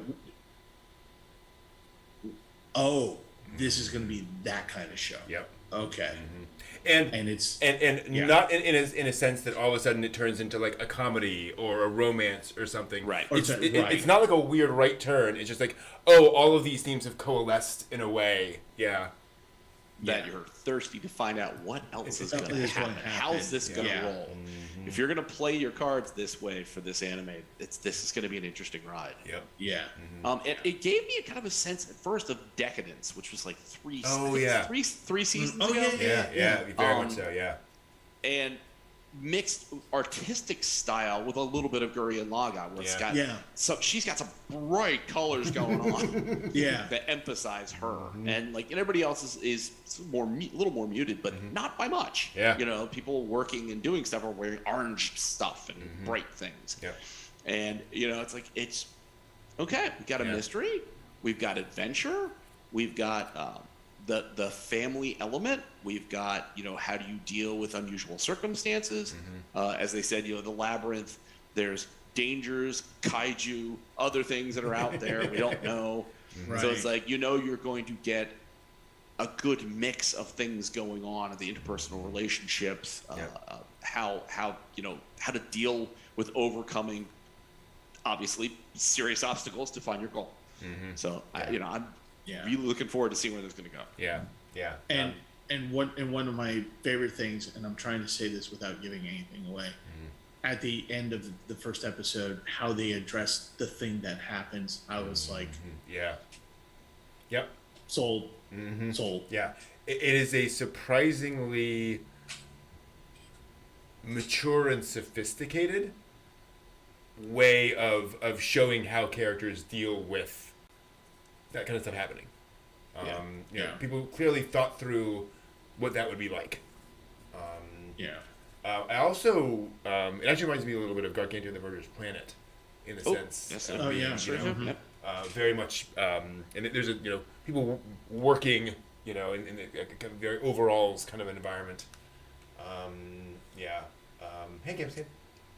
So I really liked it, and the fact that it, like you say, it's very much about family and about what it's like to be a parent. And all that kind of stuff. Very impressive. Yes, this, like I said, for me, this was the winner of this season. This is, if you're, for me, my recommendation is that if you're going to watch any of these, this is definitely the one you need to see. Okay, Steve, watch Heike Monogatari. Well, yeah. Watch that, and then it might be a top 2. There we go. A show that you will see the cover of the show and be like, I know what the show is. you might be surprised by Selection Project. This is one of the idol animes of the season. I think the one big idol anime of the season. Probably, yeah. It is by Doga Kobo, the studio behind variety of stuff. Tata Never Falls in Love. Bunch of other things. Actually doing some stuff is annoying. Wata 10, Ikebukuro Westgate Park, Yuru Yuri, a bunch of other stuff. And first off, oh my gosh, the budget. The whole opening sequence of the girl walking to her appointment through the streets. John and our jaws were just kind of on the floor because of how gorgeous it was. Selection Project. Okay. And it's, and again, we had observed that the budget was blown right on everything she's walking by because there's nobody else in the scenes. Mm-hmm. It's just her. Yep. But it's amazing. Yeah, it's gorgeous. And then it's tryouts for the idols and all the classic stuff there. But even there, we were noting how like you see obviously the crew in the background, they're setting up lights and so forth and so on. But everybody has a noticeably thought out character design. Like this guy has a beard. This guy has something else going on. And this one, there aren't all just kind of interchangeable background characters. Yeah. They all feel like thought out characters doing these things. Well, the one they're got the soundboard, lightboard people, all individuals. You can see all of the face detail, and then there's a grip or something. I don't know what he's doing. He's got a headset on and a mask. Yeah. And he's the only masked, as in sickness kind of I don't feel well mask, and a baseball cap. And it's he is distinctly different character than everybody else you see who is not a key part of the story. At all. Yeah, it's one shot. Yeah, there's no blank face, just kind of, that's a thing in the background, don't worry about it. No, they've all got effort made into making them distinct. Yeah. What's also remarkable, and I can say this because it's not spoiling anything, the Idol show, I mean, I guess, anyway, it's not plot. The Idol series is, within the show, is also commemorating one of the former idols who had passed away. Yeah. And there's a whole scene about how she was this well-loved idol who passed away. And when they announced this show, one of the first announcements was the voice of that character. So apparently this woman who died 3 years prior to the events of the story is going to be a significant part of the plot. So that's fascinating. Yeah. So they're definitely doing some interesting stuff with that. There are one or two characters where I'm like, okay, all right, you're doing that trope. That's very much the trope of that character. Yeah. But yeah, they seem to be really... there's an attention to detail well beyond just, okay, let's make sure all of the girls are cute and it's an idol show, so we're going to put budget into it because we'll make money off of it. Of just kind of thinking through a lot of those elements of things. Also, everything we've seen so far, episode 1, no CG dancing, which is interesting. Again, they do it later, but I am waiting for. Because this is different than the way Love Live School Idol Sunshine starts out, but this is how I got sucked into that. Is it started out kind of oh, this thing cute. Girls, they're doing their thing, there's idol things coming up, and then they started getting to the singing and the dancing, and I was like, oh wow. So I want so much to see what's coming next. I want to see the dancing, I want to hear the singing, I want to see how they're going to run this idol project. Yeah. Surprisingly impressive for me.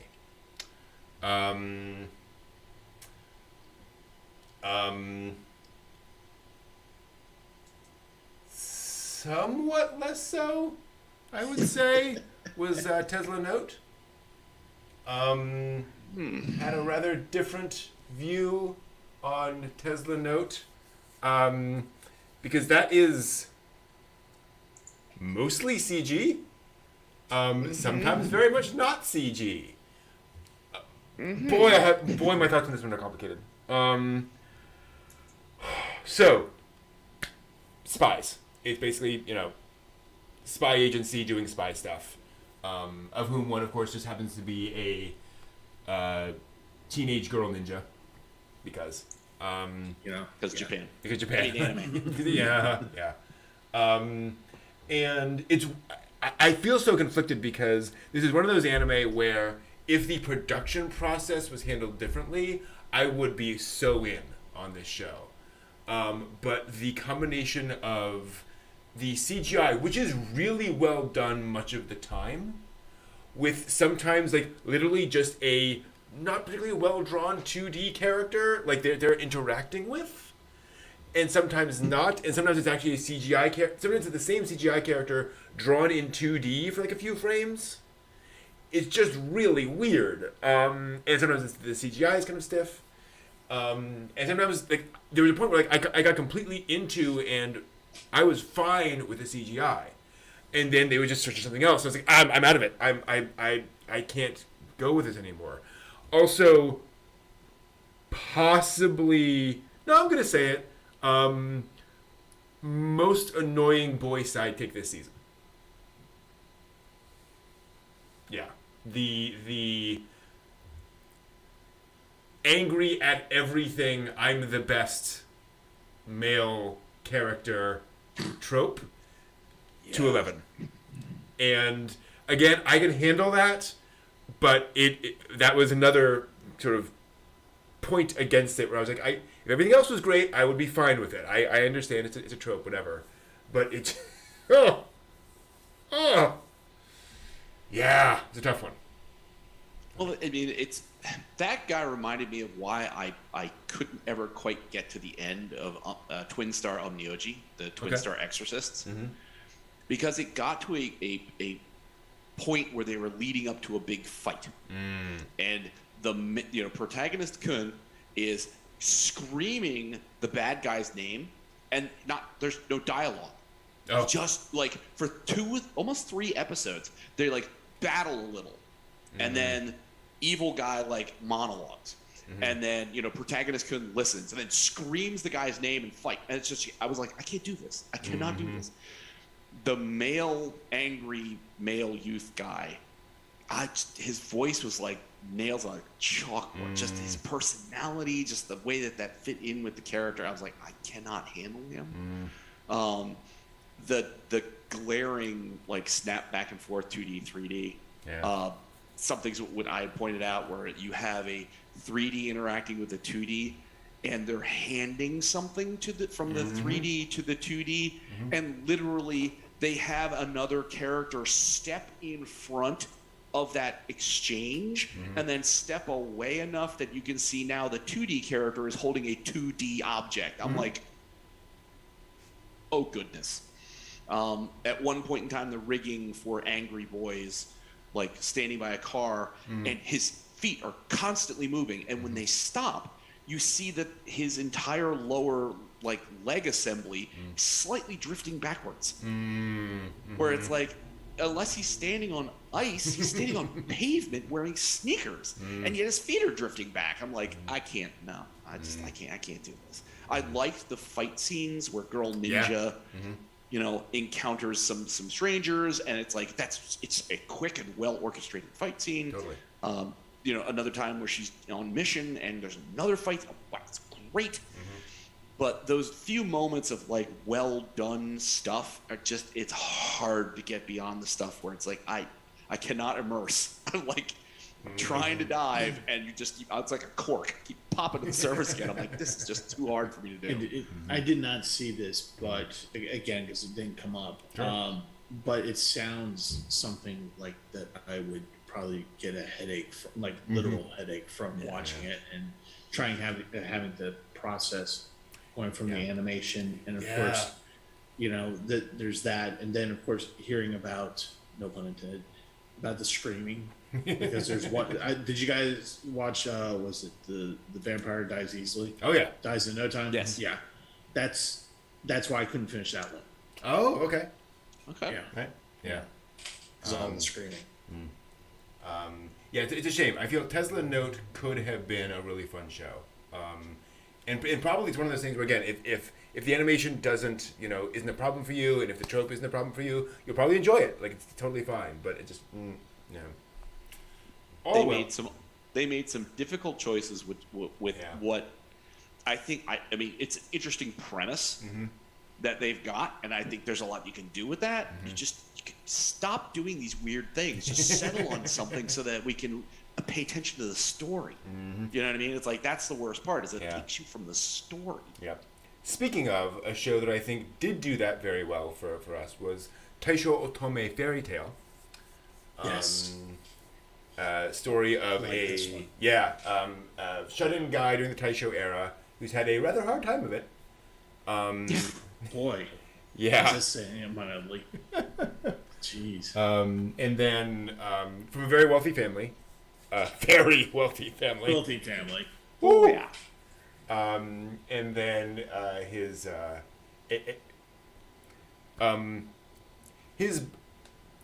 a bride is procured for him. I'll put it that way.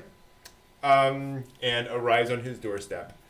And so you've got a very Sayonara Zetsubou Sensei style main character, very depressed, basically just wants to die. And again, one of those things where it's like, I can see it, like they established it pretty well. And then cute bubbly girl shows up and starts to thaw his heart is basically the premise. Very soft visuals, soft style, fairly languidly paced, which makes sense for a guy living out in the middle of nowhere. He lives a very quiet life. And one thing that really impressed me about this one is I was watching this and I was like, feels like a child bride situation. And B, then they kind of addressed that this is a very bad situation that both of them are in, and they both realize that, and they both are kind of processing that in their own ways, and they're both like, I see what's going on with you, I see what's going on with you, and we're the show treats that in an impressively mature way. I kind of acknowledge that in dealing with it. And it was very heartwarming for me. Very, very, very relaxing, heartwarming show. This is, I think, what it was for me. That one of the reasons why I liked it so much is that it's not a calming anime like Eurocamper or Super Camp like that, but it's an anime where if you just want to take a step back from the action, and you just want to watch something that's also not very melodramatic romance or anything like that. But you just want something that's just kind of nice and, like you say, soft. And here's the premise of the kid, and he's 17 years old, and he's already banished from his family through no fault of his own. And so he's just waiting. And basically his father is just like, okay, his father's sorry, he is. Yeah. And his whole family's a real bunch of oh god, yeah. When you finally, because at first you're like going, okay, he's depressed because this thing happened, that thing happened, and he doesn't have use of his hand, and his father just pretty much just coldly dismisses him. Yeah. And then after a while, you're just kind of like going, okay, this guy's going to be a little bit of a woe is me. But then you learn the backstory of everything. Yeah. Like, not just what happened, but how the rest of the family reacted to him. And you're just like, oh, God. Oh, God, yeah. Oh, my God, yeah, I want to close the door and pull the sheets over my head, too. Exactly. That's just horrible. And then, like you say, there's this cute, bubbly girl who comes in. And she's coming from her own really kind of nasty situation, and and being brought into this, and then they're just both just like looking at each other. And I think what the nice thing about this is that they're both, as you said, they both actually acknowledge each other. Like I see what's wrong with you and why you're upset. I see what's wrong with you and why you're upset or why you're dealing with it in this way. And then you just have this nice, and it's easy, and it's not this whole like, will they, won't they, will they, won't they? You know, it's kind of like, it's going to happen, but we're going to both work through this. Like she's guiding him and going, I get it. We're going to work through this. We're going to go through this. And then there's cute little moments like some, like towards the end, I don't want to give it away, but you know, they do the thing where she says the thing and he goes, wait, you know, and then it just turns into this nice, wonderfully cute little moment where she exposes more of herself. Not in that way. Emotionally. And you're just like, and you're just like looking at her going, wow, you're kind of cool, actually. Yeah. You know, and it's just nice, and it's just like just an anime about two people in really poor situations, just figuring out, you know what, we're together, we're just going to get through this and do the best we can. Well, in a way, it really reminded me of how I felt when I was watching the Duke of Death and his mate. It kind of gave me that same kind of feeling, because you have this person who, it's not their fault what's going on, and they're dealing with that. And then you have this other character who is in their headspace, and they're just they're orbiting each other, and they're trying to figure each other out. And it's like, this is much lighter than the Duke of Death, you know, consequentially speaking, like he doesn't have the power of killing people. So, you know, that's bonus. And you're right, it's not definitely a Eurocamp kind of relaxing thing, but I entirely going through my mind as Brent and I are watching it is sitting in my kitchen having lunch while it's a cold December day and maybe there's a little bit of snow falling, where it's like that kind of thing where it's like, I'm warm, comfortable, and I'm going to watch this. I'm going to watch the emotional experience between them bloom as they sort of figure out how they're going to work in this space. I mean, there's not a no option for them to be in this house. It's like they have to learn somehow to interact. They have to learn somehow to come together. And it's like I look forward to seeing that relationship bloom. Yeah. And some of the night scenes, the winter night scenes showing outside of the cabin in the woods was just, I was like, that was really, really nice, really, really beautiful. And the other thing that I want to just lastly, two things I want to lastly comment on this is the first one is I'm kind of interested in the Taisho era.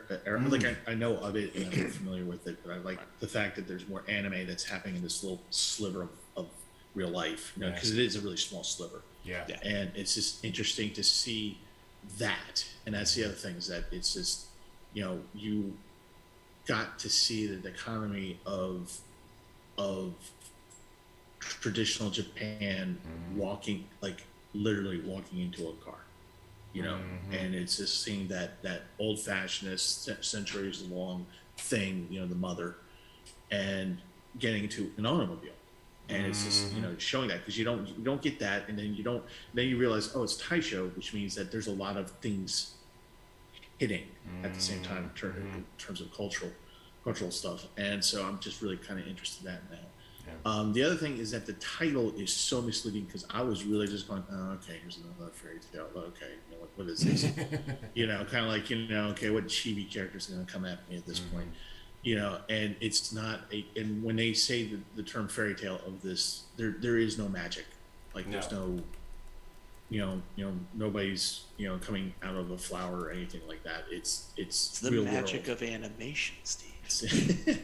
It's just real world stuff, you know, happening. It's just the, you know, what the fairy tale is, of course, what's happening between the two.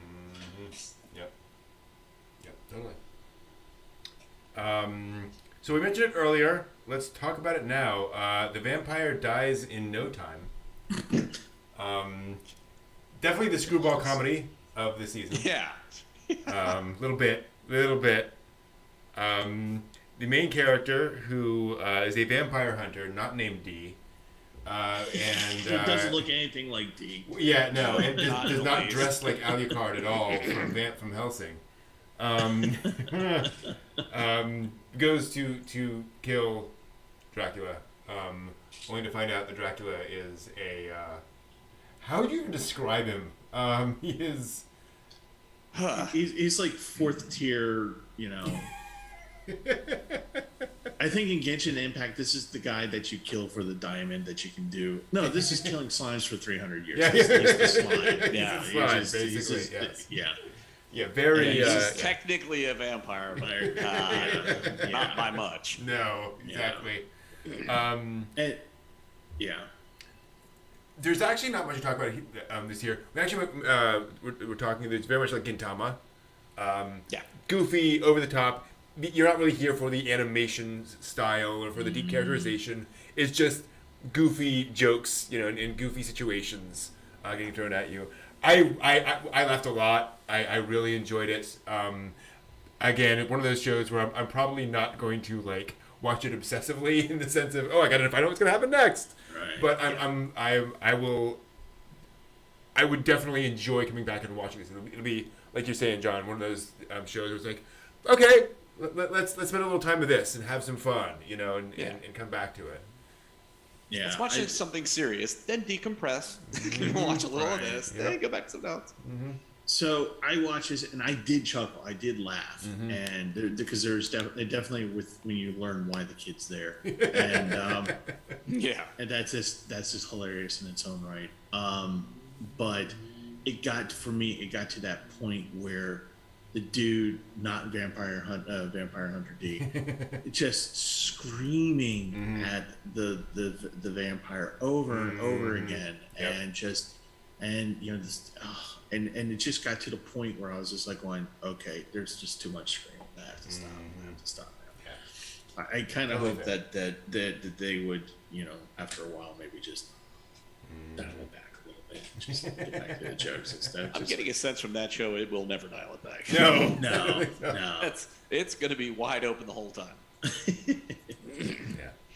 But again, in a slapstick comedy kind of way, my tolerance level for that kind of screaming is so much more than two people right in a big fight just screaming their names at each other. And it's like that's just I don't know why that grates on me because it's like I would think, you know, again, pumping yourself up to go fight somebody in a life or death situation, that, you know, that psychologically makes sense, but like I would think, you know, you've got real life or death, you're probably going to be thinking about, okay, do I chop down from this? I'm not going to do that. I got to be ready if he's probably jump. It's like I'm not going to be just screaming. Like, I'm gonna be thinking. So this one, there's not going to be much in the way of thinking. And to that point, in very much in fairness, I think otaku in general build up a tolerance for comedic screaming over time. You know, where and I don't mean all otaku, but I think this is also something where if you're new to anime, it may be harder to tolerate that kind of thing. So be aware of that too, where it's a very particular kind of anime comedy. But moving on to something that was not comedic, except perhaps accidentally. Oh, premise. I submit to you all, from the official description, music brings people together. It connects people. It transcends barriers, conveying emotions. Perhaps its power is immense enough to change even the non-human beings known as vampires. Yes, we're talking about Visual Prison. Yes, we are. Oh boy. There is... Okay, so I'm going to say, much like Twilight, this is the kind of thing where you can absolutely be a fan of this and enjoy it for what it is, and we are not here to make fun of your fun. Yes, exactly. Right. Yuck, you're young. But, oh boy, is this goofy. It reminded me, what was Rap Battle? That's exactly what it was. It's exactly that. Yep. Yeah. I was actually talking, you know, that guy I tell you guys about, he does the old electronica. Mm-hmm. He and I were actually talking about that, and he was in Japan when that came out. Oh, yeah. And you know, he's talking about, everybody was obsessed about that. And I was telling him, well, you got to watch this show. And he goes, no, I don't. And I'm kind of like going, well, actually, that's kind of true. Probably shouldn't, because I did. And, well, I can't get that time back. So help me make sure I'm checking off all the boxes. We have a group of male idols in various combinations of bands and groups who are all competing with each other and are vampires, some of whom have angel wings. Right. Did I miss anything else? Well, you see, it is. Well, they're all so hot. They're all hot. Very true. Okay, they're pretty hot, pretty blah, blah, blah, pretty boys, and they are also visual kawaii. This is all visual kawaii. So if you're into that kind of thing, that's what this is. Okay. The music is going to be a lot different from the past few idol shows. True. Yes. This is it's a little bit heavier in terms of tone and lyrics and things like that. More rocky More rocky, right? And rocky as in the style, not the movie. And not Balboa. Not Balboa. And there's a very, very uniquely phallic scene that happens about 4 times when they're touching the blades, the tips of the blades. You noticed that, yeah. Yes, and then this is my favorite part of it is that these swords magically materialize and they do the phallic thing, and then they turn around when they start singing. They're singing to the pommel. Yeah, it's a microphone. Oh, the sword is a microphone. Yep. It doubles as an instrument of death. Yep. You know, so microphone, pommel, sword. And the weirdest thing about this anime is that you go through the songs. I think the songs are fun. They're okay. They're fun. I enjoyed the songs. But as I'm watching the animation as they're doing it, particularly the eclipse, the 2 angels, right, with wings. Yeah. The eye patch angels. Yeah. Suddenly the animation would go from okay, fine, to like, wow, that was kind of a really smooth transition in there. So parts of the animation were actually kind of nice. Oh yeah, absolutely. Yeah, no question. Yeah. But then it's all destroyed by the fact this is all visual kawaii by pretty boys, and you have the whole gravitation thing happening of the former idol, the new vampire, half human, half vampire, and then the gauntlet is thrown down, and will he or won't he? But you have another 12 episodes, so of course he is. Yeah. So but it's be drunk when you watch this. That's all I can say. If it's your thing, it's your thing. Jam. That's Mm-hmm. cool. That's great. Because they jam in four and a half, almost 5 toe-tapping songs in just that episode. Yep. Which means if they keep up that momentum by the time you get 12 episodes, that's like a couple albums worth. Oh, good on them. Yeah. All of which you can purchase. Exactly. In the lobby after the showing. Exactly. Yes. Yeah. It's so funny watching a show where you're like, I know exactly why this was made. It was not made for me, and that's fine. Right. But it just has this demographic that is, a thing, and it's totally fine. Yep. I hear you, Tom. Exactly. This is just not for me. But that is everything. And to your point, the animation is perfectly there. Yeah, no problem there. Very moody. So what I want to know though is the backstory of the band. Okay, and what I mean by the band, because here's the thing, folks: when these groups get together to do their songs, that's the way they do combat. Right. They're just singers. They're not playing instruments. Right. They're just singers, and they're taking turns singing. And in the background, you see these kind of shadowy people playing, drumming and the guitars. And things like that. So but you have no idea who they are. They're just phantasms or whatever. I don't know. But it's just summoned by the here power of their vampiric love of music. That's right. Yeah. And they're not just phantasms, they're fantastic. Yep. Anyway, yes. But yes, that is very much a thing. As is The World Ends with The World Ends with You, the animation. This and again, one of the things I know exactly where this was made. So for those not familiar, this is based on a I would call it kind of a cult hit video game from 2003, 2007, something along those lines.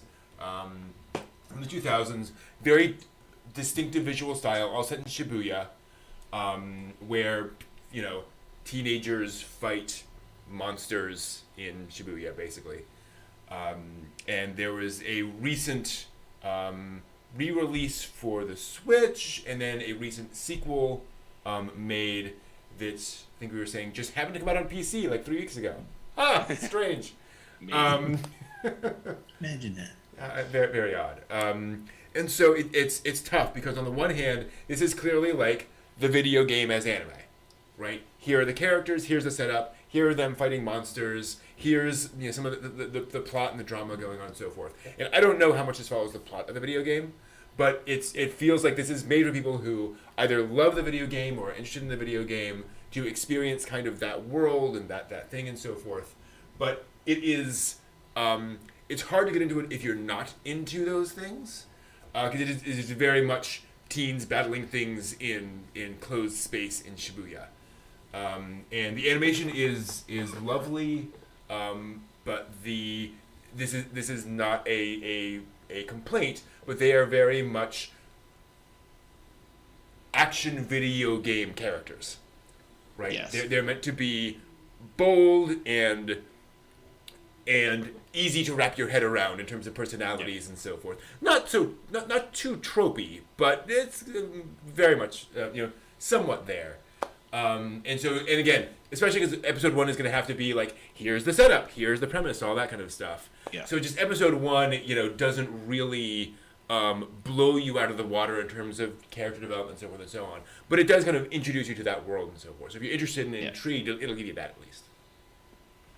And visually, I mean, the character movement models, I liked the way that they were doing. Yeah. The actual characters themselves, like that, it felt enjoyable to watch. It wasn't jarring. It wasn't like, this is just odd. Yeah. So it's like they've obviously put their cash into getting it, but not being a follower of the franchise, that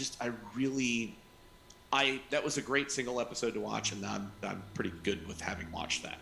Because I don't have any kind of connection to really give me like, well, why is he like that? Why is she like that? Why are these people doing these things? It's like, no, I enjoyed the ride. It was an enjoyable, 23 minutes worth of time, but I'm okay with that. Yeah.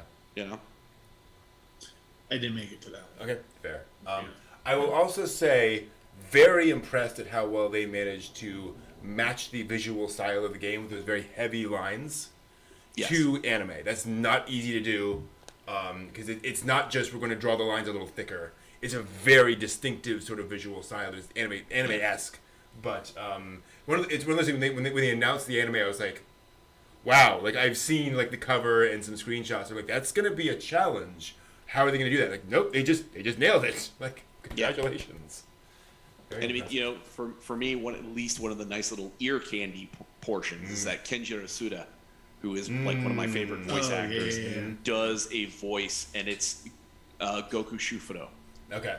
The Way of the House Husband. It's his freaking voice, and it's like when Brett and I are watching it, the guy comes in and starts talking to him. I'm like, oh my god, that's Kenjiro Suda. I'm like, and I'm not a fanboy in general for most kind of stuff, but he's one of those voice actors. His voice is so distinct that I've gone to like my anime list and see what other things he's been in as a main versus a supporting to watch that show. Wow. Just to be like, so I could just listen to him talk and be like, oh, he's so cool. That's very cool. Cool. So, what else have you all gotten to that I or we did not? Anything else on your list? I got to a handful. Yeah, go for it. So one of them was the world's finest assassin gets reincarnated as an aristocrat. Yep. Okay. Yeah. Cat. Aristocat. So it's Isekai. Okay. And the assassin is older. It's his last mission. Okay. And so you go through this really good action sequence. He has an assistant that's supposed to be helping him, and they do the thing and they do the job, and he's on his way out. And then, of course, the double cross happens, and he's, he does the thing, and he's just like, okay, well, we're going to escape, and you're going to come with me because, this is what needs to happen.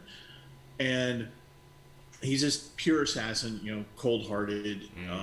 And when I say older, I mean he's got gray hair. He looks rough. He looks rough. Yeah, he looks he's like lived a life. He's definitely lived a life, and not anime old, meaning 33. Right. Yeah. No, he could easily be 48. Yeah. Wow. Which in anime years is like a million. Yeah. So he gets on a plane, and the people who betrayed him actually somehow maneuvered him to get on this particular plane, and they have it shot down, and that's how he dies. So he's just like, wow, they killed all these people just to get to me. So as he goes through this kind of prolonged death experience, as going through the water, down into the water, he's brought back, he comes across the goddess, and the goddess says, well, I'm going to reincarnate you, blah, blah, blah. He goes, okay, whatever. He's just like, and she goes, but you get to be you. We're going to put you in a new body, but you have all your sets of skills, and you're going to have your memories, all of it. I want you to have all of it. And it's just like, okay, so what's the job? He realizes he's being hired. And she goes, well, I want you to kill the hero of this world. And then I'm just like, all right. Okay, so I don't need to watch anymore. So it was a really nice, say about 20 minutes worth of good action, and, not much of a story, but it's just something that's like, shoot 'em up, bang bang. That was pretty good. But I have no interest in going further. Another isekai that I saw was The Fruit of Evolution. Yep. Oh, you saw that one? I saw both of them. I'm gonna stick with the assassin one. I'm curious to see how they're gonna play this, because of I thought that. For a second, it might be something like, "Oh, Ninja Baby." No, it is not. It's interesting that the aristocrat family that he's born into, is a particularly well-known family and has particular skill sets and particular secrets that he happens to be born into that family. So it's like you're learning all of these kind of weird things going on. He's constantly being measured and assessed and graded by his father. It's creepy. Yeah. But he's at 8, he can read, write, do everything, do all this stuff, and he's trained in martial arts and military skills and everything else. So he's this little crazy powerful thing. And okay, I'm curious. I want to know where you're going to go with this. I want to see how they're going to get up to the premise of how do you encounter the hero? How are you going to use the skill set that you have from your old life with the skill set that you've now been taught in the new life? And where's this going to mesh? So it's I'm sticking with that one to see where it's going to go. And then for Fruit of Evolution. Okay, so this one is a comedic isekai. Okay. And so an entire school gets wiped out, I think. It's the entire class. The entire class gets wiped out. Yeah, and it's not wiped out. They literally, the PA system comes on. It's like, ooh. Oh, that's right. Mina, everyone. Yeah. So this voice comes over the PA and goes, and in about 30 seconds, you're all going to be transported to a new world, and that's where you're going to live from now on. And so bunch together and get together in your groups that you want to be with, because that's who you're going to show up with when you get over there. Yeah. This poor one dude who's the big, literally big, fat, smelly dude that nobody likes, really. And he's alone. And as everyone else is disappearing, the disembodied voice goes, "Didn't you pair up with anybody?" And the kid's just like, "No." He goes, "Okay, well, we'll give you a special ability." Boom. And then sends him to the world. And of course, it's the usual, I have the appraisal skill and I can do this. Right. And so the episode is just him just leveling up. And then he transforms into a better looking kid. His special ability, I'm just going to go ahead and say it because I can't imagine why so many would want to watch this, is his body odor. Yeah, that was... Yes, it's his body odor. All right. So he's amassing all these skills, right? Okay, while he's eating this particular fruit of evolution. Okay. And so every time he levels up, he goes through this painful process and he gains new skills and things like that. And so he has these like mad martial arts, like swinging guillotine kick and all this stuff. Yeah. And he's actually doing pretty well for himself. Meanwhile, his classmates are, in the nice castle eating things, nice things. And he's out there heroes and stuff. And he's out there in the wild already killing things, And like literally when he gets trapped, he goes, okay, go. And the cloud comes out and kills the thing. I think they're cheeky monkeys or something like that. The clever monkeys. Clever monkeys. And the big bad boss of the clever. Okay, so when you see the anime, when you see the intro, you see this beautiful girl. And it starts with him in a cave with this beautiful girl who just holds on to him and goes, I'm going to be your wife, marry me, kind of a thing. And you're like, eh? And so by the end of it, he's fighting this humongous pink gorilla. Yeah. That, you're supposed to not know who the pink gorilla is, despite the fact that it has the flower in the head, side of the head that the girl had at the beginning. And that's supposed to be the big twist and, whatever. Yep. And it's this, and you get at the end of it and you're just like going, wow, this could be a drinking game.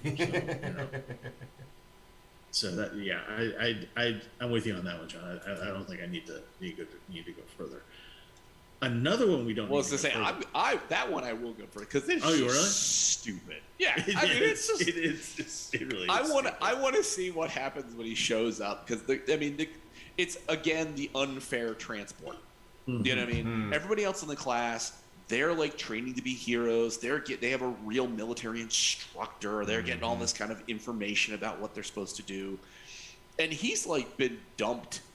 Like nobody really kind of like pays attention to like, hey, where did such and such go? I think there's one point where like the conscientious girl, she's not the class rep, but she's the conscientious girl in class is like, hey, where's blah blah blah, and then that's it. That's the only thing they mention. They're all doing their own thing, and it's like I want to see how he runs back into that. It's like when he gets like super crazied up, is it going to be like Arufueta?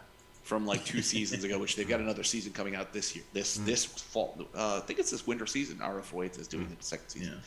But it's like here you have this low-level person with like very minimal skills, and then they get mad powerful. Right. That one's more serious. This one is like, it'll be funny as hell to see these people who have been trained to go out and be heroes and have this kid show up and be like, oh yeah, I'm like level 1 billion and I can do anything. What have you all been doing? And it's like, I'm willing to sit on that because that'll be funny. Okay. Cool. Well, the one that's not so funny is The Night Beyond the Tri-Cornered Window. I did not see that either. You don't need to. Oh. Well. It's okay. So here's the thing. It's a occult anime.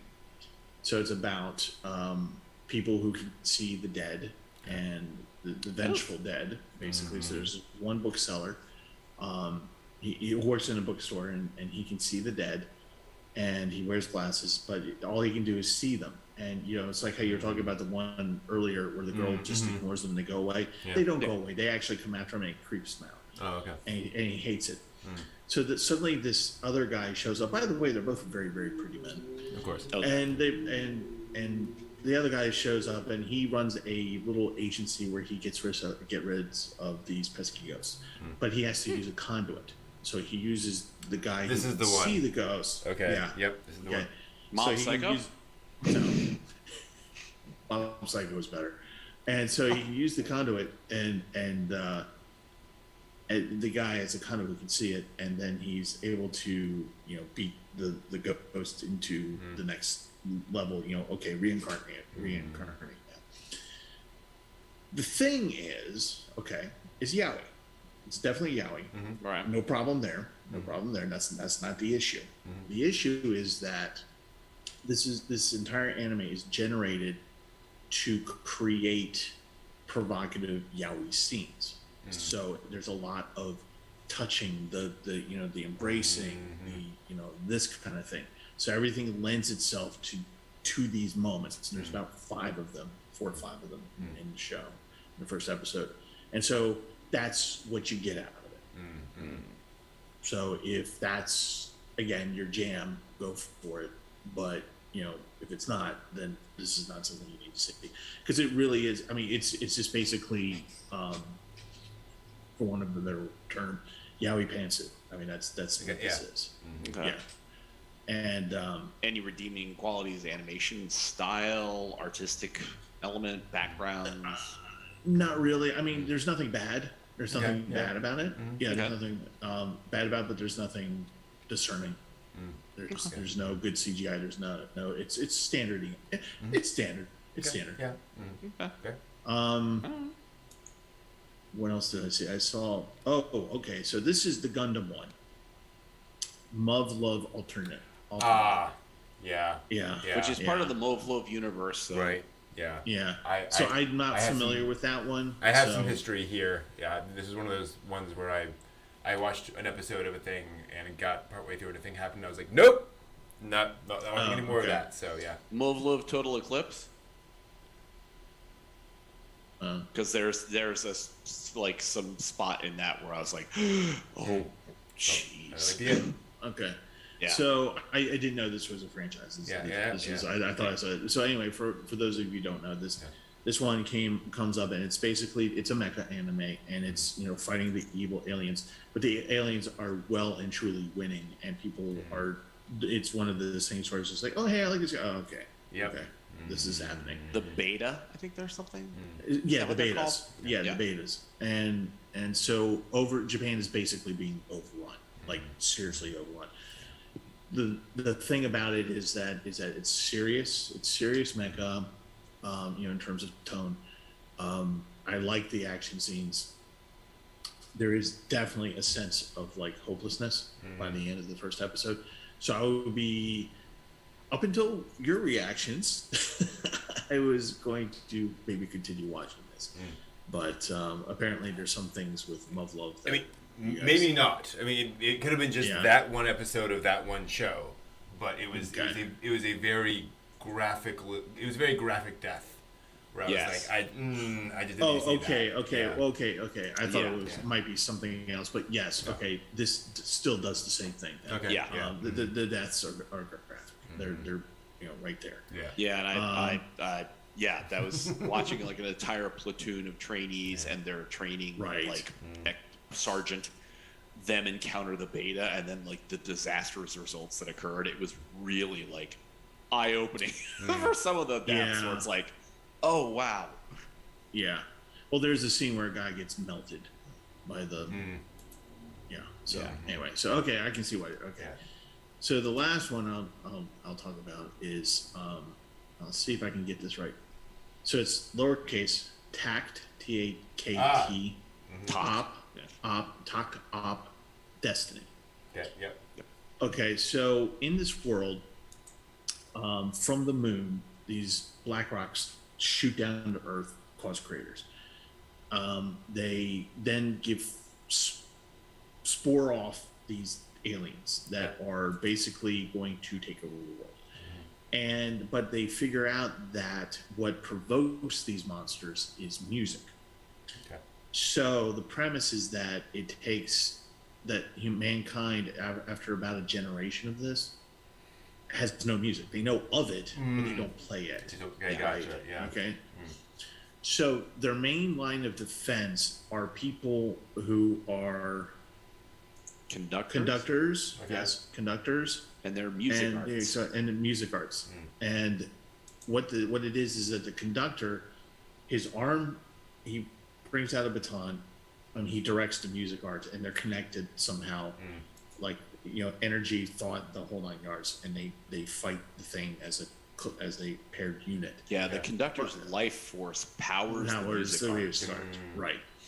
And what they do is they play whatever the music is to draw them out to the D2s, I think is what they're called. Yes. To fight them. So it's a very convoluted premise, honestly. It took me forever just to describe that.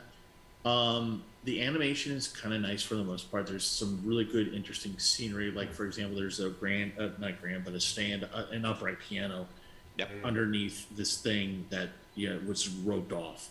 like an outdoor market where it's Yeah. just roped off. And there's writing on there that says, "Please play me, please play me," and everyone's just like, "No, we're not going to do that because we don't want the things to come." Yeah. The battle scenes, the animation for the battle scenes is what you're watching this for, and it is stunning. It is amazing, and it's really, really good. Cool. Those scenes. There's some humorous moments. They're trying to get from basically taking a cross-country drive across America to get to New York. Oh, cool. To repair the music cart that is fighting currently. Okay. Yeah, they're trying to get to the orchestra the in New York. That's going Yeah. to help fix the music arts. Yeah. So if you're gonna watch that, watch it for the fight scenes, because the fight scenes are really, really, really good. Cool. And Well, as I had said to Brent before, it's basically listeners.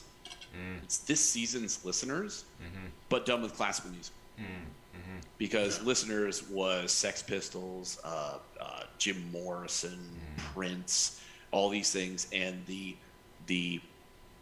it's called like the no noise or something like that, were these odd creatures that hated music, and so the way to fight them back were these like amps that could transform into like these crazy mecha, and that you could pilot it and fight the no noise.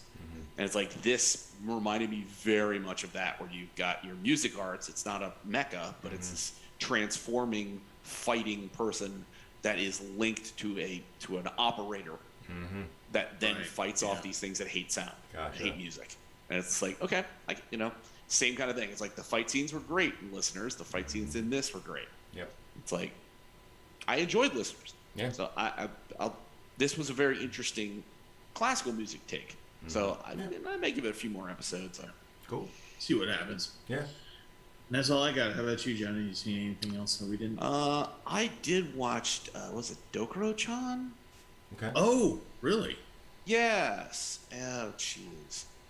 And it's Office Lady. Okay. And her sort of like, I wouldn't say adventures, but Ganbare Doki-chan. Okay. Good luck, Doki-chan. No, do your best, Doki-chan. She is an office lady. She has other, people in her office that she's aware of, and it's just sort of her. She has a particular crush in her office, and it's sort of her trying to figure out how to interact with the person who is her crush without being real obvious. And she's really kind of, she doesn't want to do anything that's embarrassing. She doesn't want to be like too out there and too obvious. So it's just, it looks cute. I think they're relatively, like 12-minute episodes or something. They're relatively short. 6-minute episodes. And there's going to be 12 total. So it's an easy watch. It's just very cute. It's very simple. Not particularly notable in voice acting, not particularly notable in music, not particularly notable in animation style. But if you got 6 minutes between whatever you're doing, it's fine. It's cute enough. So. Cool. I think that's it. I think that's everything. Everything? Cool. Awesome. Well, that'll do it for our Fall 2021 Anime Preview Guide. Thank you, everyone, as always, for stopping by for that. That'll do it. So, Sweet. So, for now, we will be... not Bludgeoning Witch Dokuro-chan. Different show. We will be back in just a few minutes to talk about some anime news and other things along those lines. Something that's happened this week in anime history. And so we'll be back in just a few minutes. See you then.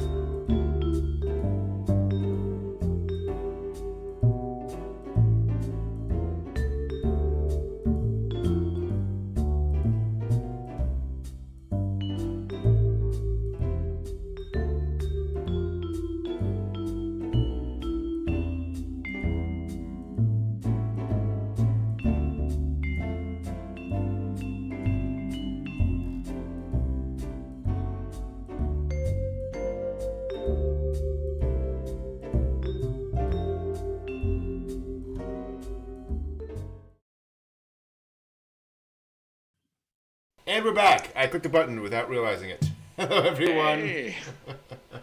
Good to see you all. We are back with to talk about various stuff in terms of anime, things going on anime-wise.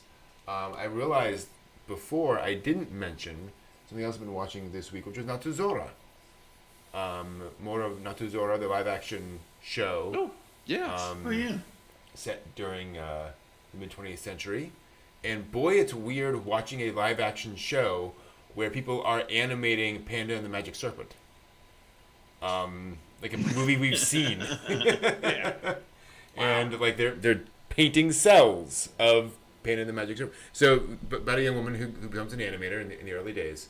And what's weird is thinking, in order to make this show, somebody had to actually draw and make cells for an anime for the first time in probably 2 decades in Japan. Wow. Oh, yeah. Right? Damn. Yeah. So suddenly for this show, they're making cell-based, they're not animation technically, but they're making the cells. Yeah, I was going to say, you couldn't really, like, fake that too far. No, exactly. Like, you have to have it. Yep. We'll just add that in digital format in post-production. Exactly. Not So on this budget. and that's the thing is that it's obviously it's not the same drawing every time. Like they had to have a whole bunch of different drawings, and a whole bunch of different Xerox copy basically to actually do that. Well, actually not Xerox, because back then what they would do is they'd be here's your sheet, now here's the cell, so you're going to draw over that for the lines and ink it onto the acetate, and then you're going to paint that. It's like, what's crazy is the stuff that they reveal, not reveal, but they show in the anime. Guess how many key animators there were working on Legend of the Magic Serpent? 4. 0. 2. Oh! There were Ouch! 2 key animators on that movie. Yeah, Wow. It was crazy. Now they had a couple of other assistants who would they would kind of give work to and say, okay, do this, but they were not doing the main stuff. Yeah, and then everything else was so yeah, they were busy. That's a hard way to earn 150,000 yen a year. Yeah. Hey, Well, that's another thing they showed is that it's basically so the animation department was basically all men, because they were hiring out of stuff. The ink and paint department was all women, essentially. And what they found, what they show in the show is that the pay was so low that the only people who would sign up were girls straight out of high school or like an art degree, like a 2-year art degree in college. And this is 1955, so there aren't a lot of women with 4-year degrees in Japan to begin with. Yeah. But they would hire these girls straight out of high school and college because for a lot of them, they want a job, but they're kind of waiting until they get married. And so they don't need a full-time salary. They're probably living at home. And also, let's be honest, the guys don't mind the fact that there are 20, right, college-age girls all, in there, wandering around, who are all kind of on the prowl for a guy, Yeah. Which also creates all sorts of interesting tensions with those on staff who actually like care about this stuff, and how much is this particular person like really into it and so forth. So that kind of connected a few dots in terms of the animation industry at the time. It's like, oh, that's why there were so many female, employees there. Not because it was, they were trying to get lots of women jobs. No, the pay was terrible, and they could support themselves in other ways and different sort of economic situations. It's like, fascinating. I can't swear, but I think Lillian Disney, Walt's wife, was an ink and paint girl. I cannot guarantee you. I think that's right. Yeah. Yeah, it's like so. Oh no! Yeah, no, you're absolutely right because later on he made a big deal about how he was trying to clamp down on the amount of interoffice romance going along. People were like, but wait, your wife. You met your wife as an ink and paint girl. Yeah. It's like apparently studio life. That's the thing. Yeah. We've also now met in the story the future Mrs. Hayao Miyazaki. So that's going to be fun because she worked in the animation industry for a while and then retired to become his wife. So that's going to be fun. Also, apparently Miyazaki and Takahata are characters in this show. They haven't showed up yet, at least in what I've seen. But they're going to be there. So I'm very curious to see how they are portrayed. Yeah, that's like at that point. So I just wow. Yeah. To see how Miyazaki's like. That'll be really interesting. Yep. Don't hear that? You see or something.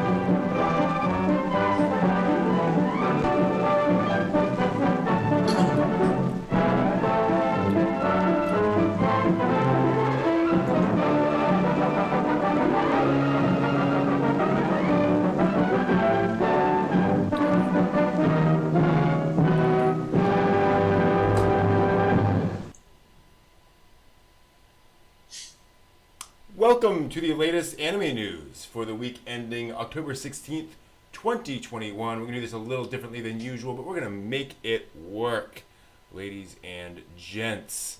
So let us start with the announcement.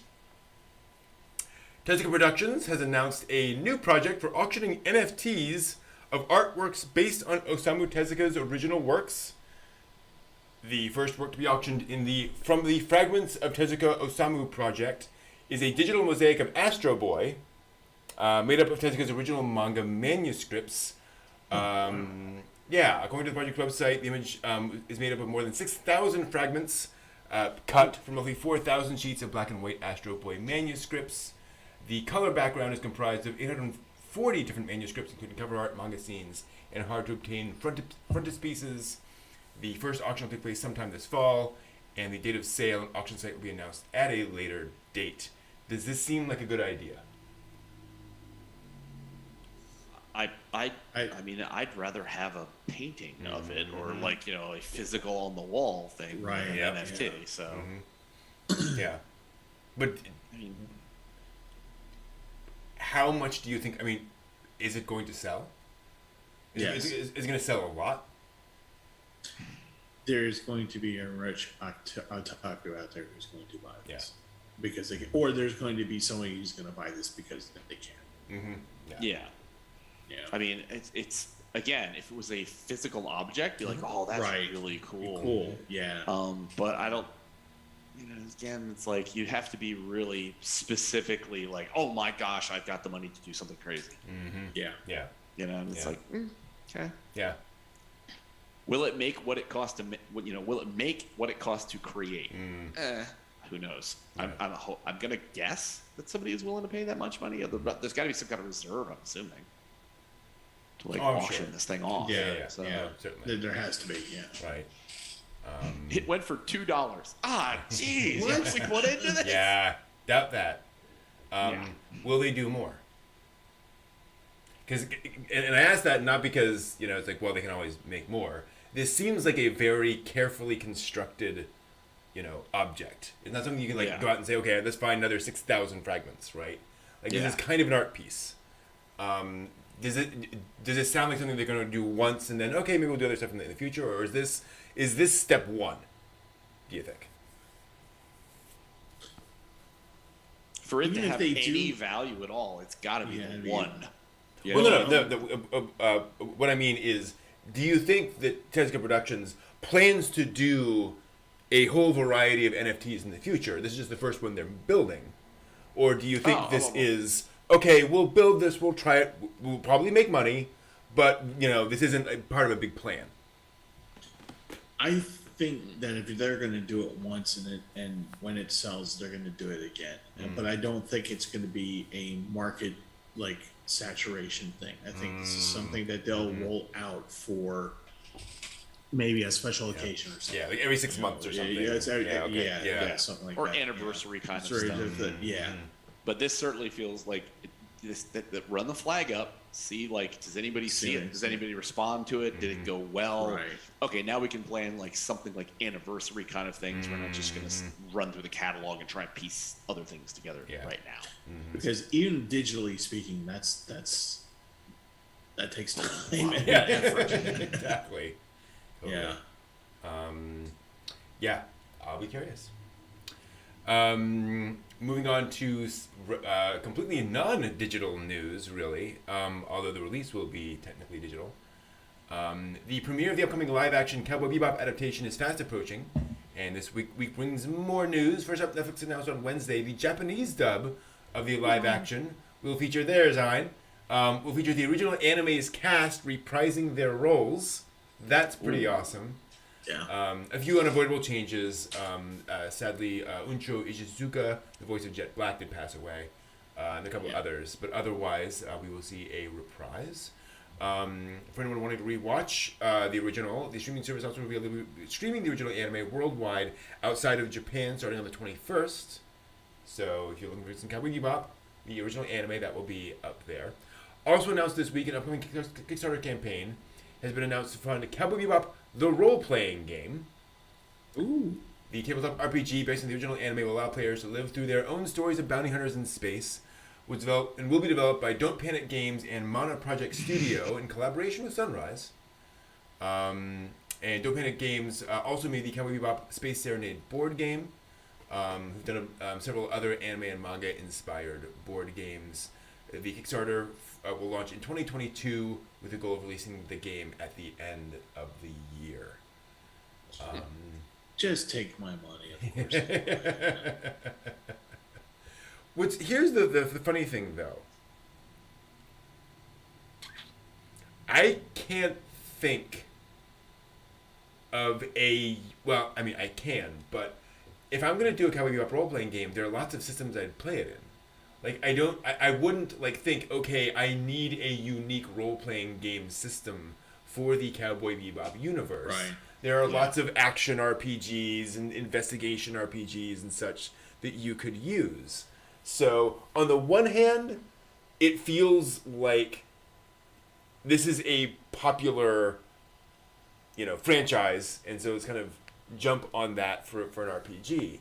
On the other hand, to be fair, I can think of various RPGs I could use for this, but the various aspects of Cowboy Bebop kind of all melded into one system could be handled like very, very well. I'm imagining things like Blades in the Dark, if you're familiar with that, as being a very specific kind of RPG, a very specific kind of concept, stuff like that. And for context, I've played in and run Cowboy Bebop games using various RPGs to kind of simulate that game.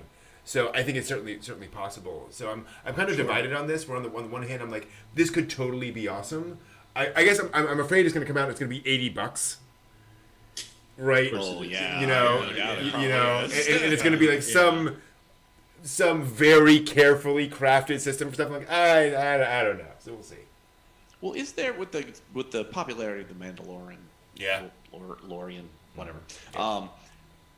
Did they already have like a Boba Fett bounty hunter kind of RPG game or something that kind of ties in with that? And they've had definitely multiple Star Wars RPGs, and some that work more or less well with bounty hunters. But you're right. As far as I know, there's no what kind of runs through my mind. Yeah. Like, if you already had something that's like a Boba Fett bounty hunter thing, you could adapt that because you've got spaceships and bounties and blah blah blah. It's like that would you could adapt that easy. Yeah. If there is one. Yeah. And you're absolutely right. So good. No, I was going to say, I think, honestly, I think that the whole idea of the RPG game, having it would be the appeal of having it. For example, I have the Tenchi Muyo RPG, right, which is just a core book. And it's just really, you look at it and it's just basically a system that you can use for anything else. Mm-hmm. And it's just really what it is. It's just a way for you to play the actual anime. Mm-hmm.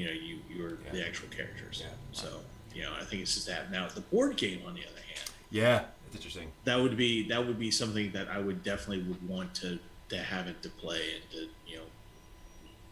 use, I guess. Yeah. Inbox, use in one inbox. Yeah. If folks are curious, you can also play Cowboy Bebop in the Fiasco role-playing system, using a playset written by yours truly. So that is also a thing that's possible. Sweet. But yeah, curious. Also this week, a few news items we just kind of wanted to mention. A new anime studio has been founded in Kochi Prefecture called Studio 8 Colors. It's headed by the founder of Studio Colorido, and creates hand-drawn animation with focus on using digital technology in the process of that. They want to focus on giving creators in Kochi an active role locally, and to combine the activities of creators and content creation from rural areas. 8 Colors is named after the fairy Pitta bird, or the bird of 8 colors, and hopes to create beautiful works that fascinate people just like their namesake. So, cool. Don't know. Yeah. Don't know. Until anime isn't out, it's kind of hard to tell where that's going. Last week's Prince of Tennis anime 20th anniversary event revealed a new anime series will premiere next year, the first in the franchise in almost 10 years. It'll be called Prince of Tennis 2 U17 World Cup, and will feature many returning cast and staff members. Bushiroad is also producing a Nintendo Switch game for the Prince of Tennis 2 storyline. More info in the future. Even Disney's wanting to get in on the anime world this week, it appears, with the announcement of a new series and several streaming acquisitions. Disney's Twisted Wonderland smartphone game, set at an academy filled with hot boys inspired by various Disney villains, is officially inspiring an anime project. Let's be honest. Yeah, like that sounds exactly like an anime project. The game's main concept, scenario, and characters are all handled by the creator of Black Butler, Yana Toboso. So, yep, that tracks. Wow. Along with the upcoming Twisted Wonderland anime, Disney also announced it will stream the Tatami Time Machine Blues, Black Rock Shooter Dawn Fall, and Summertime Rendering anime worldwide. So that's interesting. Disney Plus will exclusively stream them inside Japan, but has not yet specified offerings outside of Japan. So those might be just the Japanese licenses. Don't know. And then finally, Toei Animation announced a new IP this week called Share Doll, with a theme of Edo Cross Idol. Yeah. Oh, I want to watch. I so want to watch an Edo era idol show. I am not being sarcastic. That fascinates me. I'm trying to wrap my head around it. Yeah, I mean that could either be like a complete disaster, or it could be really a fun concept. And as John puts in the chat room for the other story, no one animes like Gaston. No one, that's pretty great. But yeah, that is the news this week. Thanks for watching. See you next week. Sweet. Yeah. I wonder if Disney's going to start like reaching out and having anime made to exclusively stream on Disney Plus. Oh, they've already done that. Oh, that, yeah. Yeah. They have. Oh, yeah, yeah. What was the like Hatsune Miku-esque Disney character that they did? They did like an all CG anime character. That's like at Disney World, basically inside the show. And it's kind of her random like wacky little adventures. Just doing stuff. Like, again, like 6-minute anime shorts. Oh boy. Yeah, that was a thing. Absolutely. Wow.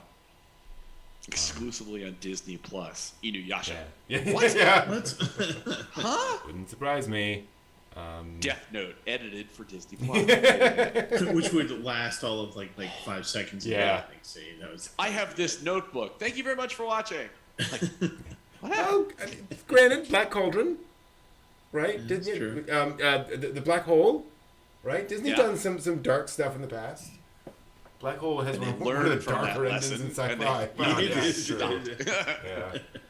Still can't believe Black Hole got released by Disney. That's Love that movie. oh, that is I actually had the lunchbox. Oh, I think at one point. Yeah. Yeah. That, I mean, that ending like haunted my dreams as a kid. Yeah. You know, Inside of Maximilian. Yeah. That final image is as an Yeah. 8-year-old, that's a lot to process. I remember seeing it in the movie theater. And I was like, "Oh, it's a Disney film." And then like getting through to the end of it, I'm like, "What did I watch? What was that?" Yeah, but that theme. Nobody's happy. Yeah. Nobody's happy at the end. But that theme, yeah. That is iconic. It It's is. just perfect. Yeah, and yeah, San will be a Disney princess in no time at all. Let's talk about some history. There's been some history in this week. So welcome to This Week in Anime History, where we talk about things that happened this week in anime history, particularly the fact that on October 10th, 1979, The Rose of Versailles premiered in Japan. Oh wow! Yeah. Absolutely revolutionary shoujo anime series. Changed how anime was made in a lot of ways. Really crazy in a crazy like a fox way. Yeah, just that show goes places. Dang. Well, I know you've shown Brent, that you've shown Steve and I the interesting scene in a courtyard with a young lady. Yep. Yeah, where it's like, oh wow, gee, That's a thing. Yeah. Yep. They went there. They did they? absolutely went there. Oh, that's weird. One moment. Hold on. Something happened. A thing happened. Well. Oh no, that's it's okay. Oh, that's the problem. Hold on. I was gonna talk about something else, but I got the wrong thing. The wrong image. Do I have an image for this? I do not. I screwed up. So we're gonna have to talk. We'll talk about it, but without an appropriate image. But I think you all know what I'm talking about, because this was not just the week of Rose of Versailles. Also, 1 year ago, this very night, Mugen Train premiered in Japan. Jesus. Yep.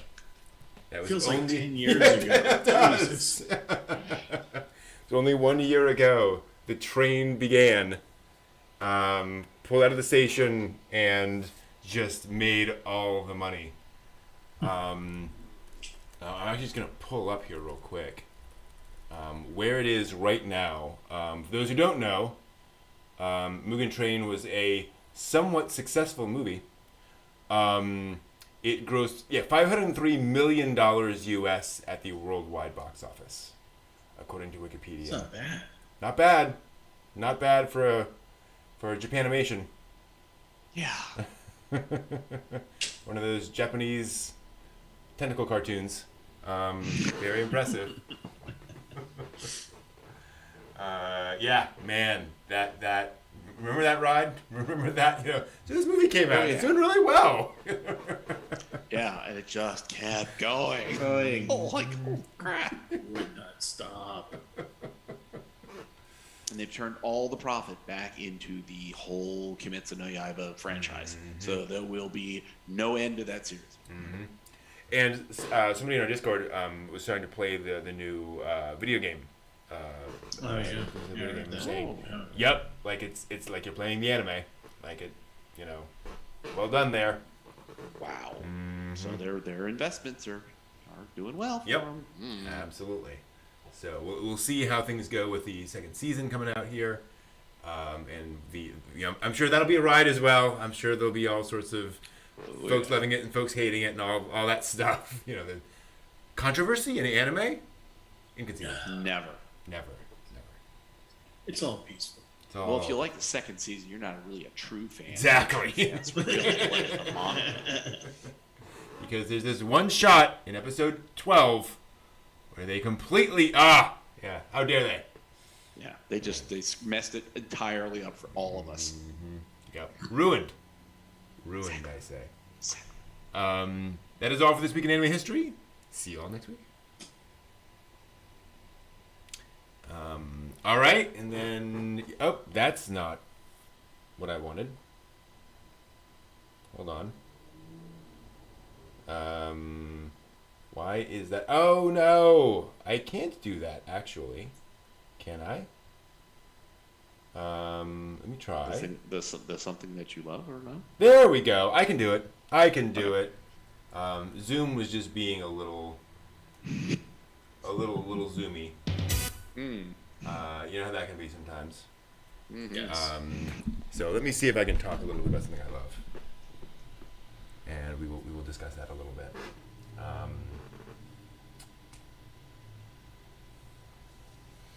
Welcome to Brent's Anime Recommendation Corner, where I talk about something I love, some anime I love, and today I'm talking about the original Ah My Goddess OVA, aka Oh My Goddess, depending on when you kind of hit that franchise. Yep, hearing that lovely sigh of recognition, because this OVA is one of those things that I just really do love. Very, very 90s in all of its senses and forms.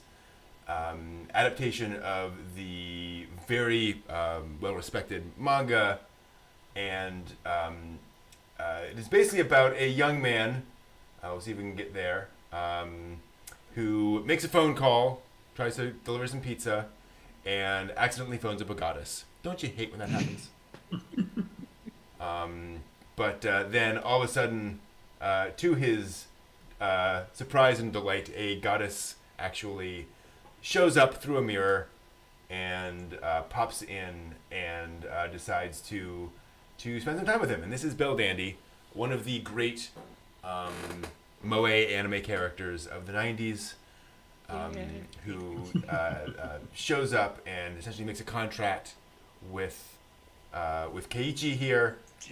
And he now has to find other magical girls and fight off... No, different show. And basically to live with him. And that is a whole thing that they actually deal with in the storyline later on in the manga about why she is fine with actually living with this guy. This sort of schleppy college student. She ends up living with him. One of the things that is so sweet about this show, actually, is the relationship between Keiichi and Belle Dandy. is the fact that he is genuinely just a really nice guy. He is not the generic anime protagonist. He actually is proactive in trying to like take care of Belle Dandy and think about her feelings and so forth, and do the right thing, despite the fact that this quickly turns into a harem anime, basically.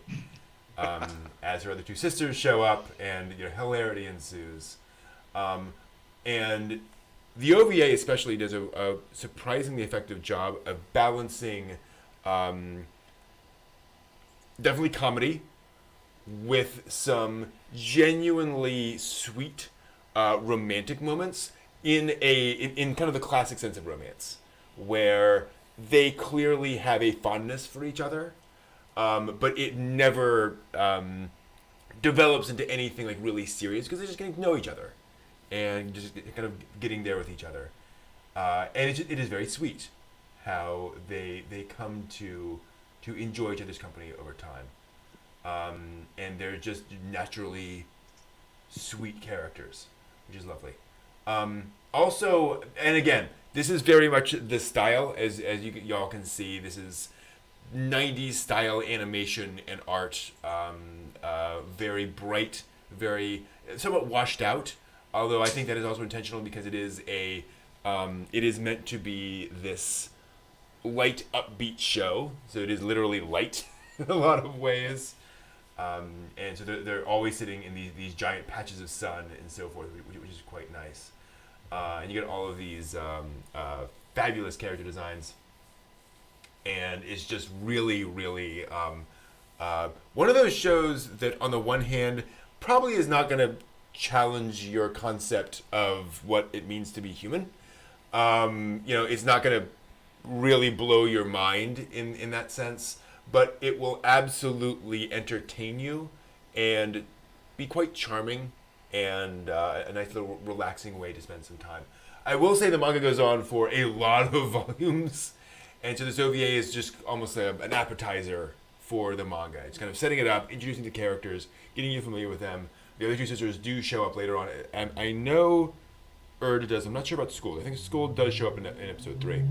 But yeah, it is just this introduction to this setting in this world, and it's just a really fun experience with all of that, which again I think manages to thread the needle between all these different elements of the storyline in just a really, really pleasant way. Really cute, lovely opening credit sequence, very 90s pop opening credit sequence there, and again, just a really, really lovely time. So that is the original Ah My Goddess or Oh My Goddess OVA.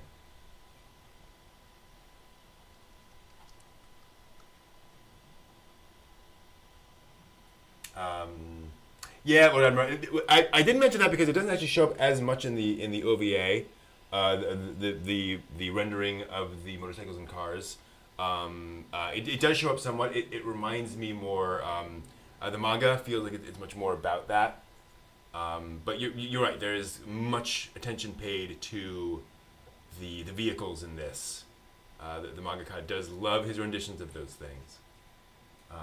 And yeah, You're Under Arrest. Same creator, same focus on the mecha and such.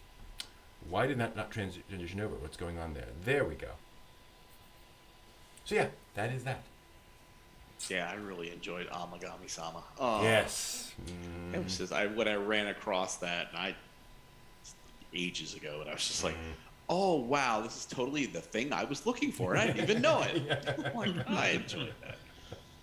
I don't know if I've seen the OVA. I've seen everything in sort of like Tenchi. I've everything I could kind of grab and see, whether it was in order or not. It just as long as it had Amagami-sama on it in some form, and where it's like, okay. And that's how I found Love Hina. You know what I mean? I'm like looking around. I'm like, oh, there's Belle Dandy. I'm like, wait, huh? This? Oh, well, it's basically the same show. Pretty much. Very similar, definitely. Yeah. Yeah, and there was Oh My Goddess had an OVA movie and 2 seasons of a TV show, for those curious. So those are around, definitely. And they're good fun. They are good fun. There's some interesting things for the TV series. There's sort of like the character designs. Character designs are significantly like shifted for the TV series. The OVA and the movie are a little closer to the original. Interesting. Designs. I didn't know that. Yeah. Okay. And just stylistically TV stuff where it's like there's only so much you can do. That classic kind of problem. But yeah. So I have a question. What did we learn on the show tonight, Brent? The show tonight, Brent. Beautiful, as always. Echo effect, Steve. Yes. Brent. Fabulous. I learned there's so much anime to watch. Yeah. It coming out every season. And anime still has the power to surprise me and to excite me and to really provide a lot of just enjoyment and fun. And I also kind of relearned that I don't have to love a show to enjoy watching it. Yes. I can just go through a show and go, okay, this is cool, this is fun. Not necessarily for me, or not necessarily what I want like right now. I may come back to it later or whatever. But yeah, this is just fun to just enjoy it with. And also, I relearned that it is fun watching anime with friends. So thank you, John, for watching it with me. Not a problem. My constant witty idiot statements. Yeah, I'm sure it worked out right. Great fun. Yes, there's a ton of anime, and I'm always reminded that we get for anime. It seems like to me more seasons than I thought we got of like broadcast television.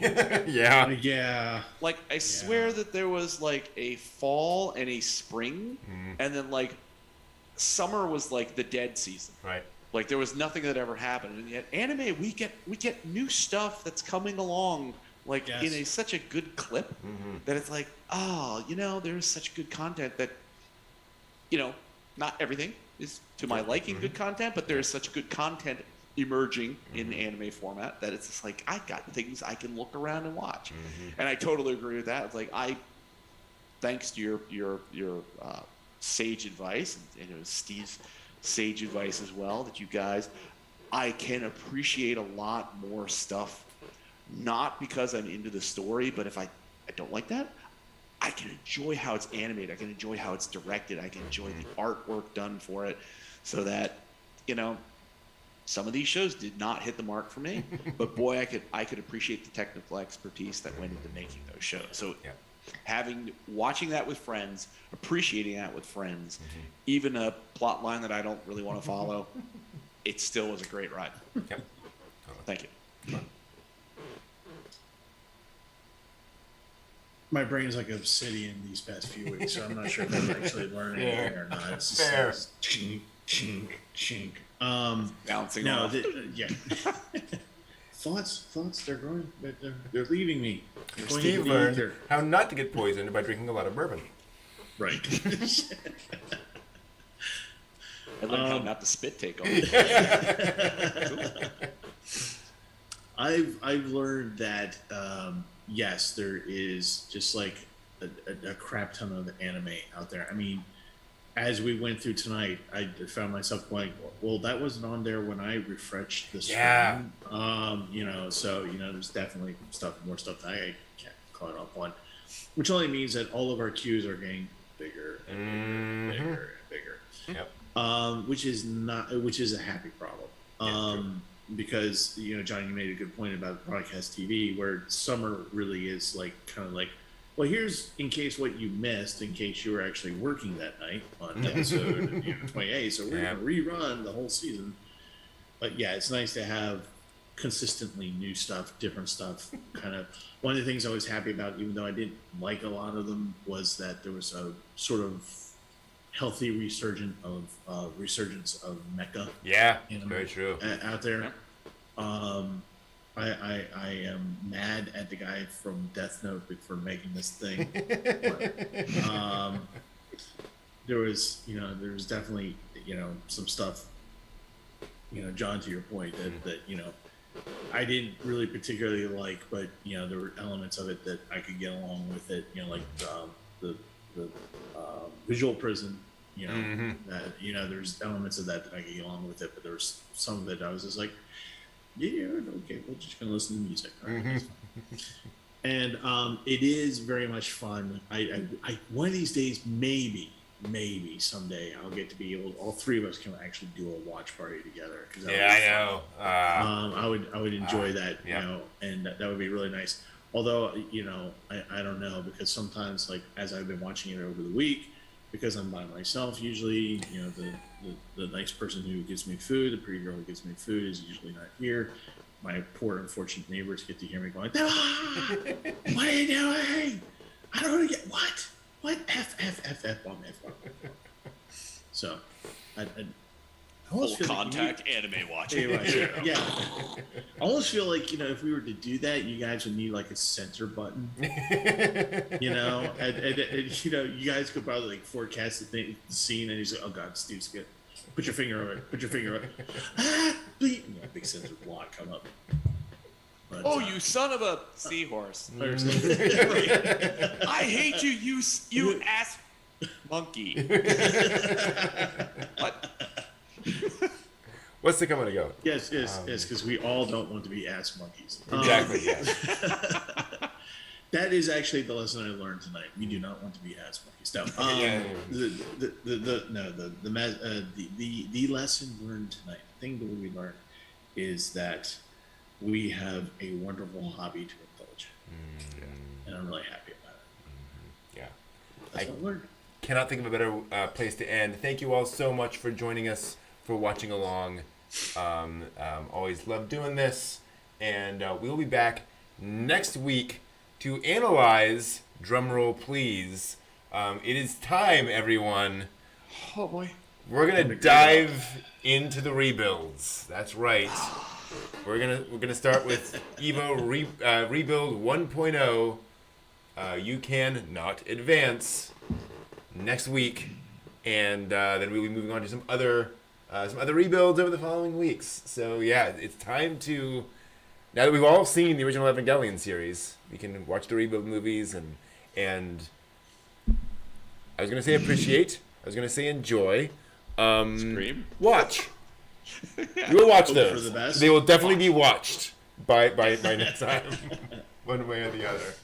All right, have a great one. Evangelion will be watched. Exactly. Yes, Evangelion. Have a great one, everyone. Enjoy your time. Let us know what anime you end up watching this season, and see you next week. Johnny, will you send me Let's this do line? bye-bye.